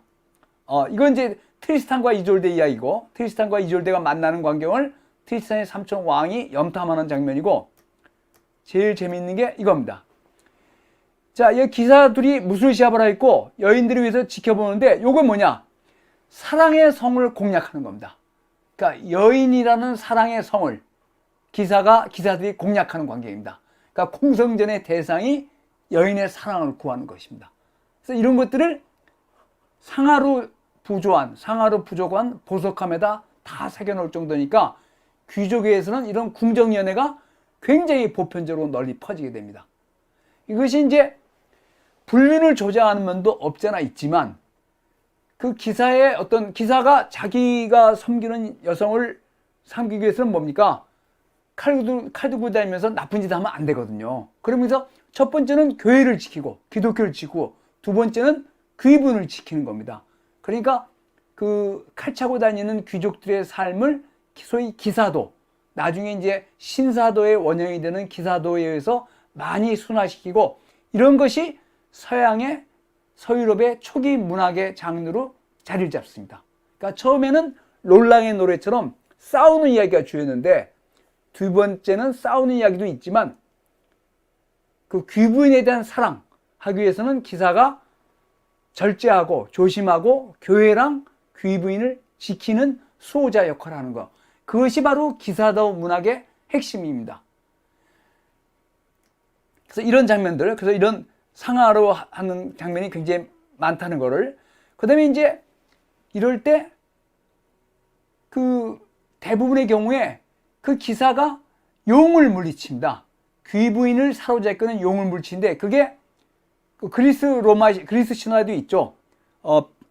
페르세우스가 안드로메다를 구할 때 이게 뭡니까? 페르세우스가 용이 안드로메다를 사로잡고 있으니까 그 페르세우스가 안드로메다, 그리스 신화에 나오는 이야기죠. 그걸 구한 이야기죠. 이 안드로메다를 용이 잡고 있는데 마찬가지로 서양의 기사도 이런 성에서 그런 그 용이나 악당을 물리치고 백마 타고 온 기사가 나타나서 그 귀분을 구하는, 그래서 그 둘 사이에 사랑이 벌어지는 것이, 근데 그것이 많은 경우에는 불륜해서 뭐 그렇게 되지만 하여튼 일정 부분 기사, 칼 차고 다니는 귀족들의 어떤 그 행동 이런 것을 절제시키고 기사도 위에서 그를 끌고 가려는 그런 서유럽 사회의 어떤 모델, 기사도 문학이 요 12세기, 11세기, 12세기, 13세기에 정착이 돼서 서유럽 전역에 널리 퍼져가지고 그것이 장차 우리가 알고 있는 소설로 발전하는 겁니다. 소설. 그러다가 그런 기사도 문학을 완전히 야유하고 비꼬는 것이 세르반테스의 돈키호테입니다. 세르반테스의 돈키호테는 풍차를 보고 달려들고 하녀를 보고 공주라 그러거든요. 돈키호테가. 그러니까 이제 그걸 야유한 건데 하여튼 그때까지는 이런 기사도 문학이 서유럽의 중요한 문학 장르로 자리 잡아서 이제 장차 그것이 우리가 알고 있는 소설로 발전하게 됩니다. 예. 그래서 이런 성에서 여인들을 납치하고, 그 다음에 이제 이게 토너먼트입니다. 이걸 토너먼트입니다. 토너먼트. 예. 그 유럽의 용이 왜 악역일까는 아마 그리스 신화에서도 그랬던 것 같아요. 그리스 신화에서 그 페르세우스가 그 안드로메다를 납치해 있는 용을 공격을 하거든요. 그러니까 그건 우리랑 다르죠. 우리랑은. 그래서 이제 이런 거. 이게 이제 토너먼트인데 이게 정말 장관이다. 이 토너먼트 하는데 이거 보십시오.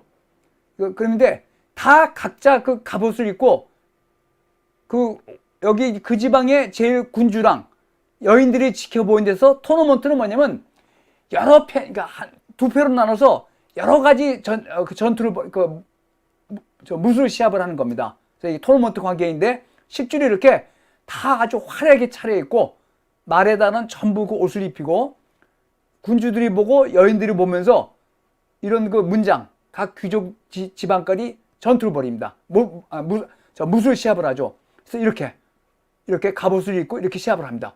이거 실질 무기입니다. 그 다음에 이거 마찬가지죠. 이렇게 무술 시합. 그래서 토너먼트를 이렇게 했습니다. 토너먼트를 이렇게 해서 여러 팀이 싸우다가 그 중에 이기고 올라가서 승자하는데 여기서 이제 그러니까 귀부인들이 응원하는 거고, 이 토너먼트가 나중에 뭐로 바뀌냐? 마상 창시합으로 바뀝니다. 1대1 대결하는 거죠. 그전에는 여러 명이 한꺼번에 같이 대결했습니다. 여러 명이 토너먼트. 그래서 여러 가지 그 무술 시합의 종류가 있었는데 나중에는 뭐가 남았냐? 이것만 남았습니다. 마상 창시합. 두 사람이 창을 들고, 물론 이 창은 꼭지, 창 그 끝을 뭐로 감싸가지고 이게 시합이니까 상대가 치명상을 안 입도록 하겠습니다. 물론 부상을 당합니다. 크게 다치면. 그래서 나중에 사고가 나서 죽는 경우도 있습니다. 이게 잘못 부러지면 죽거든요. 그래서 마상 창시합. 이것이 나중에 토너먼트 중에서 제일 중요한 대결의 장면입니다. 그래가지고 이제 이건 세계유창에 이렇게 했는데 마상 창시합. 그래서 실제로 지금도 이제 서유럽에서 이렇게 합니다. 두 사람이 달려서 갑옷을 입고 창고를 꽝 부딪혀가지고 누가 더 세냐를 하는데 이 마상 창시합이 토너먼트의 가장 핵심적인 시합으로 남아서 근대까지 계속됩니다. 그래서 프랑스 왕이 16세기에 무슨 행사를 기념하기 위해서 마상 창시합을 했다가 요게 창 끝이 여기가 부러져가지고 요 창 끝에 그 창의 끝에 그 칼날 있지 않습니까? 거기는 감쌉니다. 근데 요게 땡깡 부러져서 요 파편이 눈을 찌르는 경우가 발생해서 정말 횡사하는 경우가 발생된다. 횡사를 했죠. 그 앙리 2세라고 프랑스의 상당히 유명한 왕이 자기 그 근위 대장하고 마상 창시합을 했다가 이게 잘못해가지고 여기가 부러져가지고 요 나무 끝이 왕의 눈을 관통한 그런 아주 참사가 벌어진 경우도 있었습니다. 그러니까 이 유럽의 귀족들이 이런 그 토너먼트나 마상창 시합을 얼마나 선호했는지 알겠죠. 근데 그 원인이 이렇게 되는 겁니다. 네? 귀부인들이 응원하고 자기가 응원하는 기사를 응원하면서 서로 이렇게 토너먼트 하는 관계인데, 근데 토너먼트에 나중에 남은 것이 마상창 시합. 그래서 이 토너먼트 광경을 그린 이거 채식 필사본이거든요. 굉장히 화려합니다. 옷은 어떻게 입고, 투구는 뭘 쓰고, 말한테는 어떻게 그 옷을 입히고, 이래서 다양한 방식의 그 시합이 있는데, 무술 시합이 있는데, 그 중에서 남은 것이 이렇게 아주 화려하죠. 말에다 옷을 입히고 문장을 해가지고 둘이서 결투하는, 그러니까 무술 시합을 하는 장면이죠. 무술 시합을. 그러다가, 왜냐면 이 갑옷을 입었기 때문에 칼로 정통으로 맞지 않으면 맞아도 이렇게 부상만 당한다는 거죠. 부상해서 이제 말에서 상대방을 떨어뜨리면 이기는 거로 이렇게 되는데, 이 마상창 시합을 하다가는 사고가 발생하기도 했다는 거죠. 그래서 이런 식으로 됐습니다. 그래서 이제 이게 기사도 문학의 한 주요 주제가 되죠. 자기가 그 어떤 귀분을 지정하면 그 상대방하고 결투를 해가지고 그 부인의 사랑을 얻는다, 쟁취한다. 이런 것이 마상창에서 이제 귀족 문화죠. 그래서 이런 와중에, 그러니까 처음에 롤랑의 노래에서는 기독교 세계와 이슬람 세계에서 기독교 세계를 수호하는 기사, 그리고 죽음을 불사하는, 전투에서는 죽음을 불사하는 기사, 출전, 무조건 출전을 하죠. 그런데 그것이 곧 교회는 또 지키지만 자기가 사랑하는 여인을 지키거나 뭐 여인의 마음에 들기 위해서 그 전투를 하거나 마상창 시합을, 그러니까 무술 시합을 하는 기사, 그런 연회담, 그건 이제 불륜의 그런 게 굉장히 짙지만, 그런데 12세기에 그래서 이제 로맨스란 말이 그런 그 기사도 문학을 서술한 문학이 라틴어가 아니라 로맨스 랭귀지, 라틴에서 파생한 초기 프랑스어, 스페인어, 이탈리아로 작성됐기 때문에 로맨스란 말이 거기서 나왔다고 말씀드렸죠. 우리가 아는 로맨스란 말이. 근데 그 와중에 12세기에 정말 유럽 전체를 뒤흔든 연애 사건이 발생했습니다. 그것이 바로 아벨라르와 엘로이스 이야기입니다. 이 아벨라르는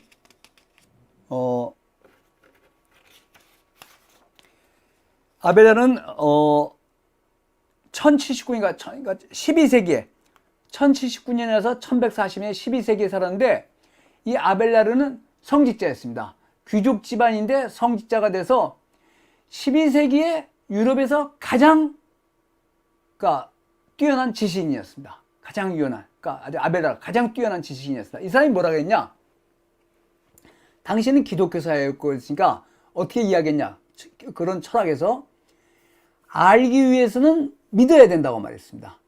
그러니까 뭐를 알려면 하나님을 믿어야 된다. 기독교를 믿어야 된다. 근데 아벨라르는 그걸 정면 반박했습니다. 믿기 위해서는 알아야 한다. 이거 정말 대단한 거죠. 이게 12세기에 이런 말을 했던 게 쉬운 게 아니거든요.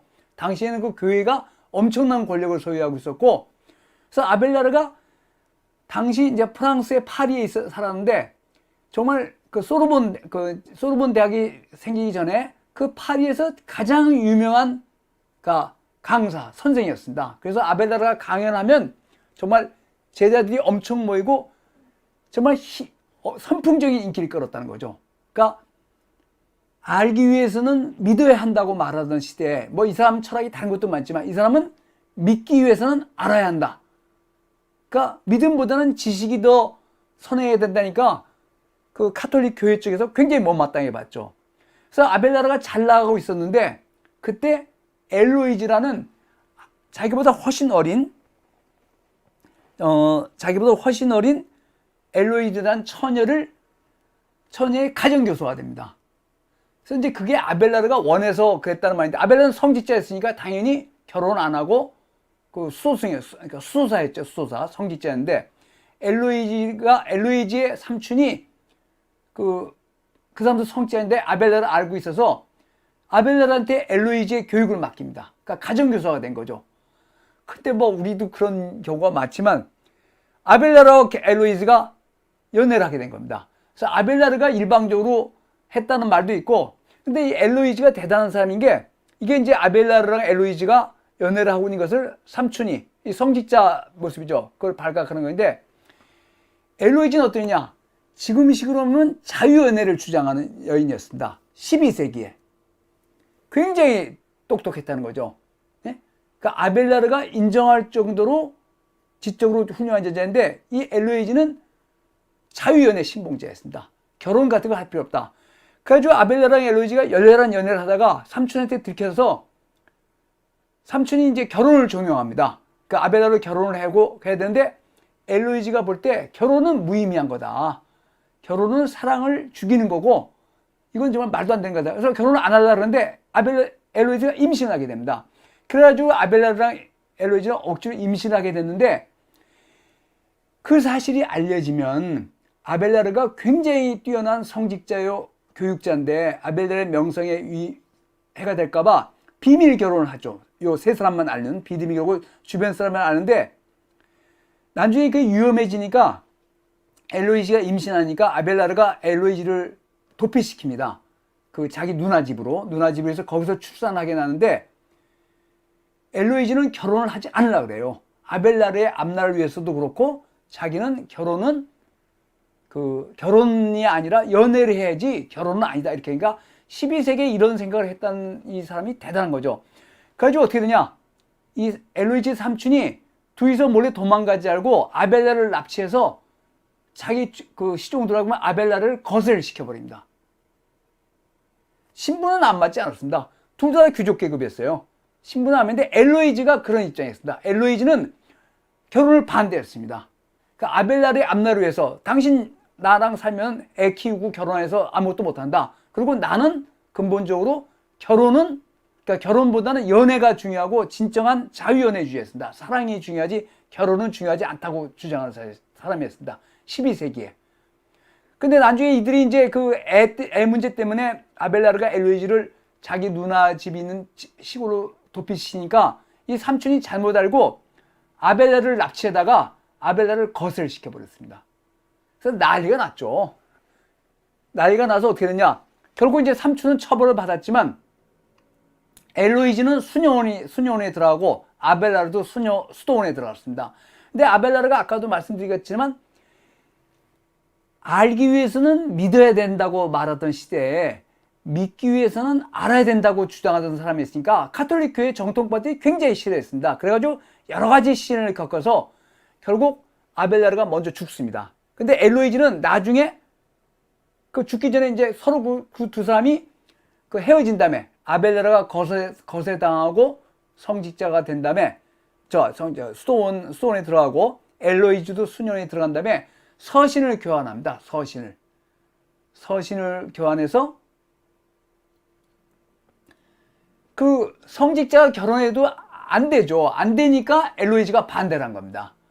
왜냐면 아벨라르가 앞으로 총망맞는 교육자고 훨씬 더 말하자면 출세를 해야 되는데 결혼하는 사실이 알려지면 그래서 일종의 비밀 결혼을 합니다. 요 측근들만 알게 하는 측근들만 알게 하는 비밀 결혼인데 엘로이즈는 그것을 떠나서 결혼보다는 사랑이 더 중요하다고 주장하는 사람이었습니다.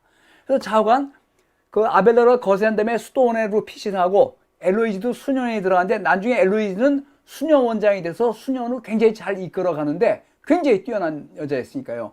그 두 사람이 서신을 교환합니다. 아벨라르와 엘로이즈의 서신을 교환하는데 거기서 아벨라르는 엘로이즈한테 내가 당신한테 그런 것은 진정한 사랑이라고 했다는 육체적 욕망 때문에 했다. 이런 식으로 말을 하고 엘로이즈는 자기는 결혼보다는 사랑이 더 중요하다.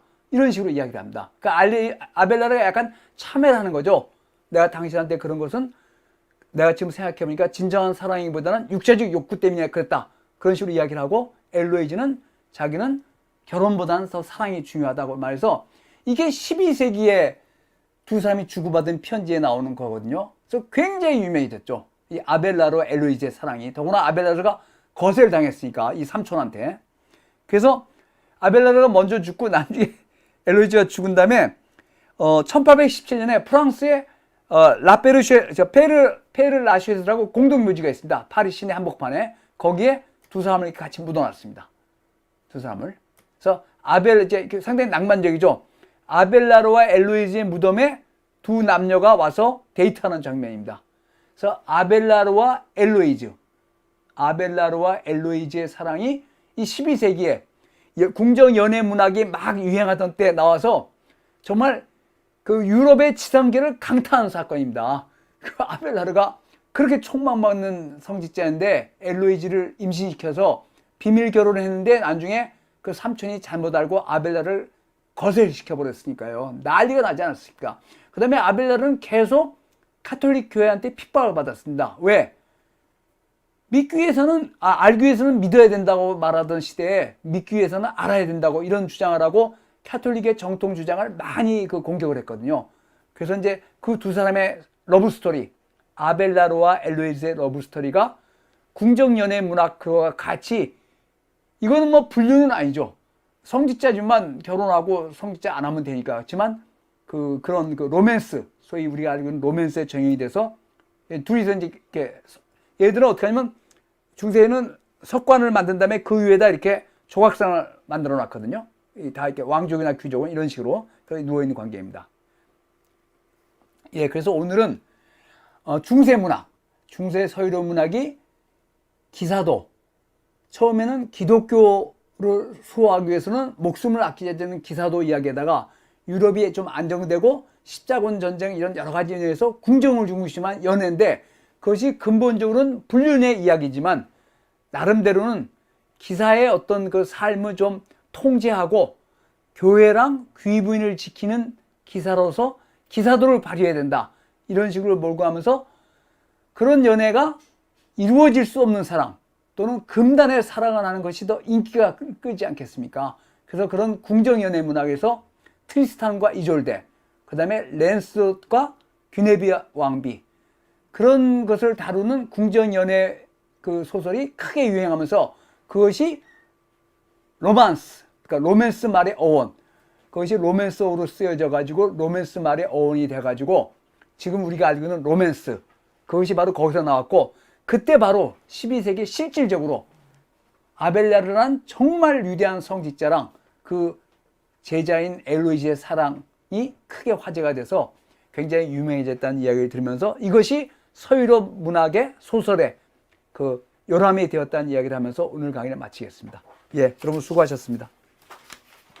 감사합니다. 가슴을 문학은 좀 어렵네. 가슴을 울렁거리게 어때? 하는. 괜찮았어요. 괜찮았어. 좋아요.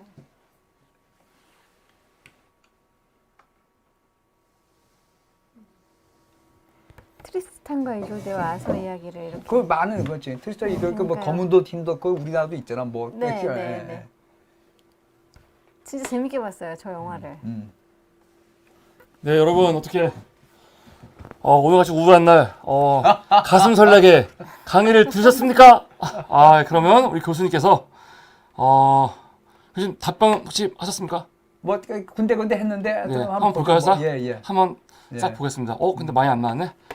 도대체 오늘은 또 어떤 강의와 관계 없는 얘기가 올라왔는지 한번 확인을 해보겠습니다.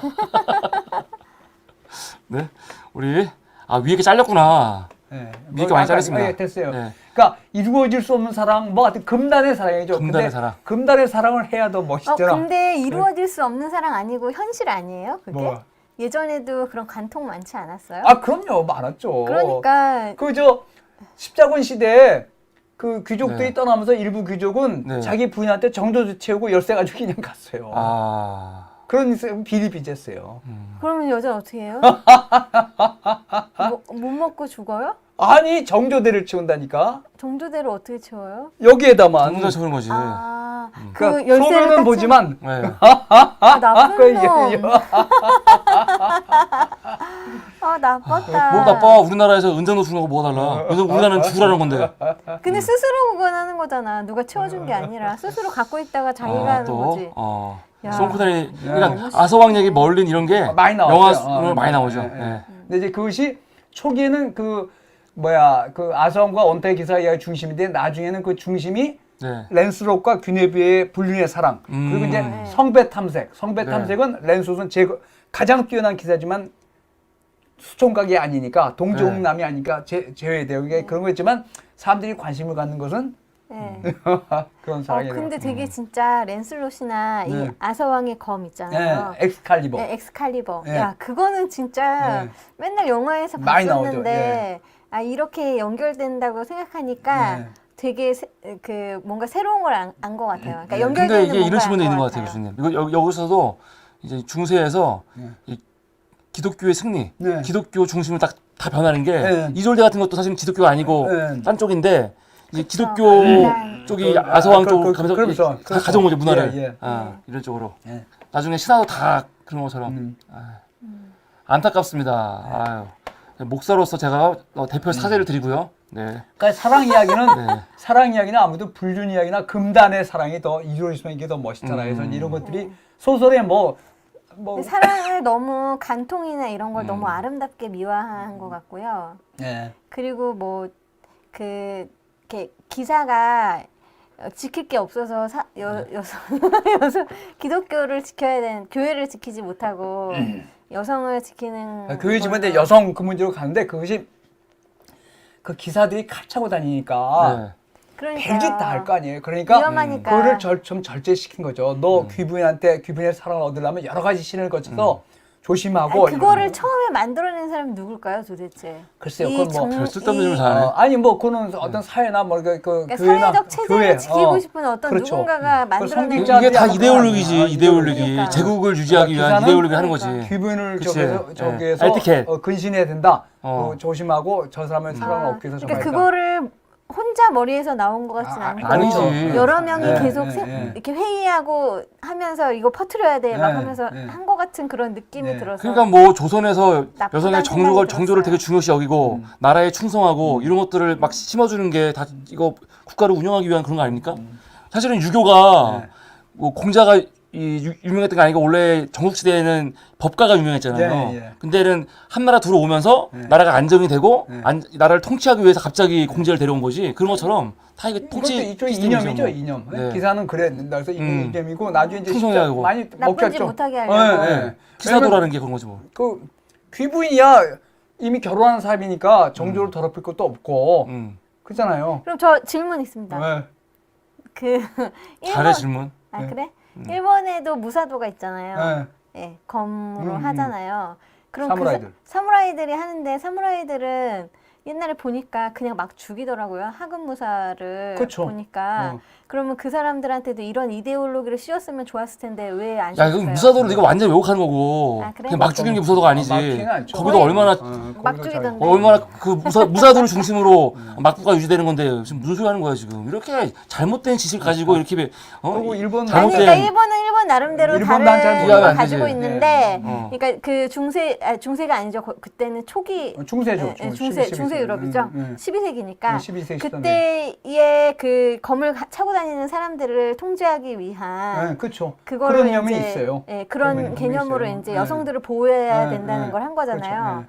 그러니까 그런 개념들이 많이 좀 다른 것 같아서 동양이랑 네. 서양은 동양성은 많이 다르죠. 네. 그러니까 그래서- 이게 그래서 여쭤봤습니다. 여성 보호의 측정에서는 상당히 그 긍정적인 면이 있어요. 네. 그러니까 그 남자들이 칼 차고 다니면서 여자들 겁탈하고 수호하고 그렇죠, 예. 이렇게 하는 그냥 매너라는 거를 그냥 인식시켜 주는 거죠. 그렇죠. 예. 신사는 이렇게 하는 거야. 네, 네. 그리고 사실 이게 만들어지는 거지 다. 그 귀부인을 얻는 게 그냥 귀부인이 허락하지 않거든. 여러 가지 시련을 겪어요. 그래서 나중에 이제 그런 무상 토너먼트 무술 시합도 하고. 근데 그 토너먼트가 굉장히 화려합니다. 제가 나중에 그 토너먼트 관련 채식 필사원 보여드릴 텐데 굉장히 화려해요. 옷을 그러니까 13세기 이제 아까는 초기에는 기독교 문명권이 이슬람 8, 9세기는 훨씬 더 화려했는데 12세기, 13세기 오면 굉장히 화려해져요. 옷도 화려하고 그렇죠.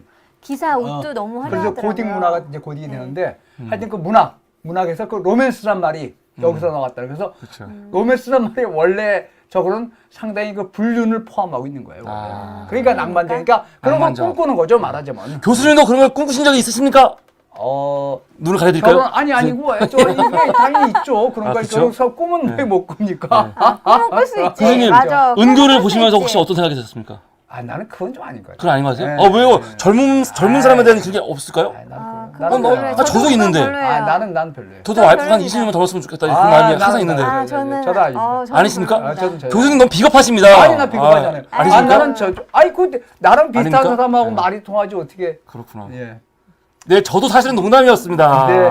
농담이었습니다. 예, 그러면 오해하지 예, 마십시오. 다음 시간에는 네. 저 수도원을 할지 뭘 제가 좀 생각해보고 좀 알려드리겠습니다. 예, 네. 수도원을 할지 뭘 할지 좀 생각해보고. 이제 네. 이슬람은 하긴 해야 되는데 좀 나중에 네, 알려드리겠습니다. 그 예. 뒤에는 똑똑하게 아 성직자도 저 머리 저하고 나와서 결혼하면 되죠. 뭐. 결혼. 예. 결혼하면 되죠. 공식적으로 결혼했습니까? 아니 성직자 애만 있는 거 아니에요? 하지 말아야죠. 아니 마지막에 하지 말아야죠. 네. 교수님 말씀하신 응.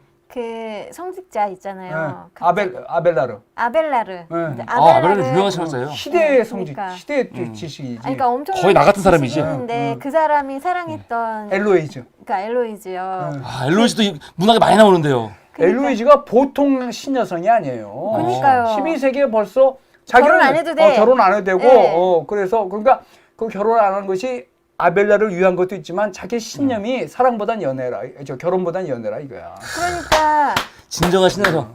근데 굉장히 너무나 뛰어나요. 큰 이 성직자가 음. 자기의 명예와 이런 거에 좀 뭔가 누가 될까봐 아 근면도 있었어요. 그랬을 근면도 거 아니에요. 있었지만 엘로이즈가 엄청 똑똑한 여자 그러니까. 아니었으니까. 그러니까 아벨라리의 앞길을 가로막는다. 왜냐면 그 사람이 높은 성직자 되려면 성직자들이 다 사생아 두고 그랬지만 다 사생아 두고 그랬어요. 추기경이나 그쵸, 교황 사생 예. 맞지만 제대로 되려면 그게 어려운데 그런 것도 있었지만 나중에 엘로이즈의 편지를 보면 자기는 결혼보다는 결혼은 여자를 묶는 족쇄라고 이야기하고 그랬어요. 그 시대. 그러니까 네. 거의 최초의 페미니스트라고 볼 수 있어요. 네.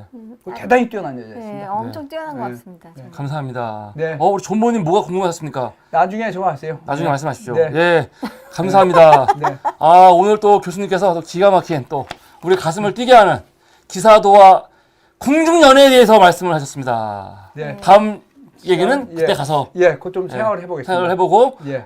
궁금해하시겠지만 좀 참으십시오.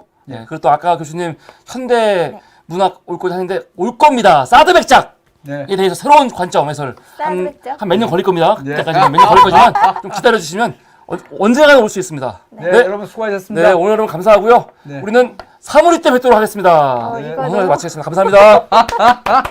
3일 때 뵙겠습니다. 이거 완전히 면피력이야 마누라한테. 아이 고생들 하셨어. 고생하셨습니다, 교수님. 감사합니다. I just can't let you go. Lord knows that I've tried to.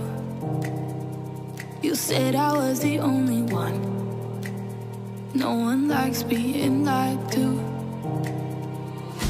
You made this mess and left me with the pieces. Now I wanna burn all the bridges between us. I can't focus. I can't forget. I've been thinking too much lately. I just need to clear my head. I just need to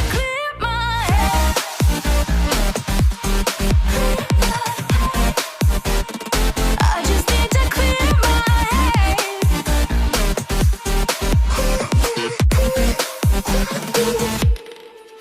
I've been stuck on your memory, but it's not like I need it.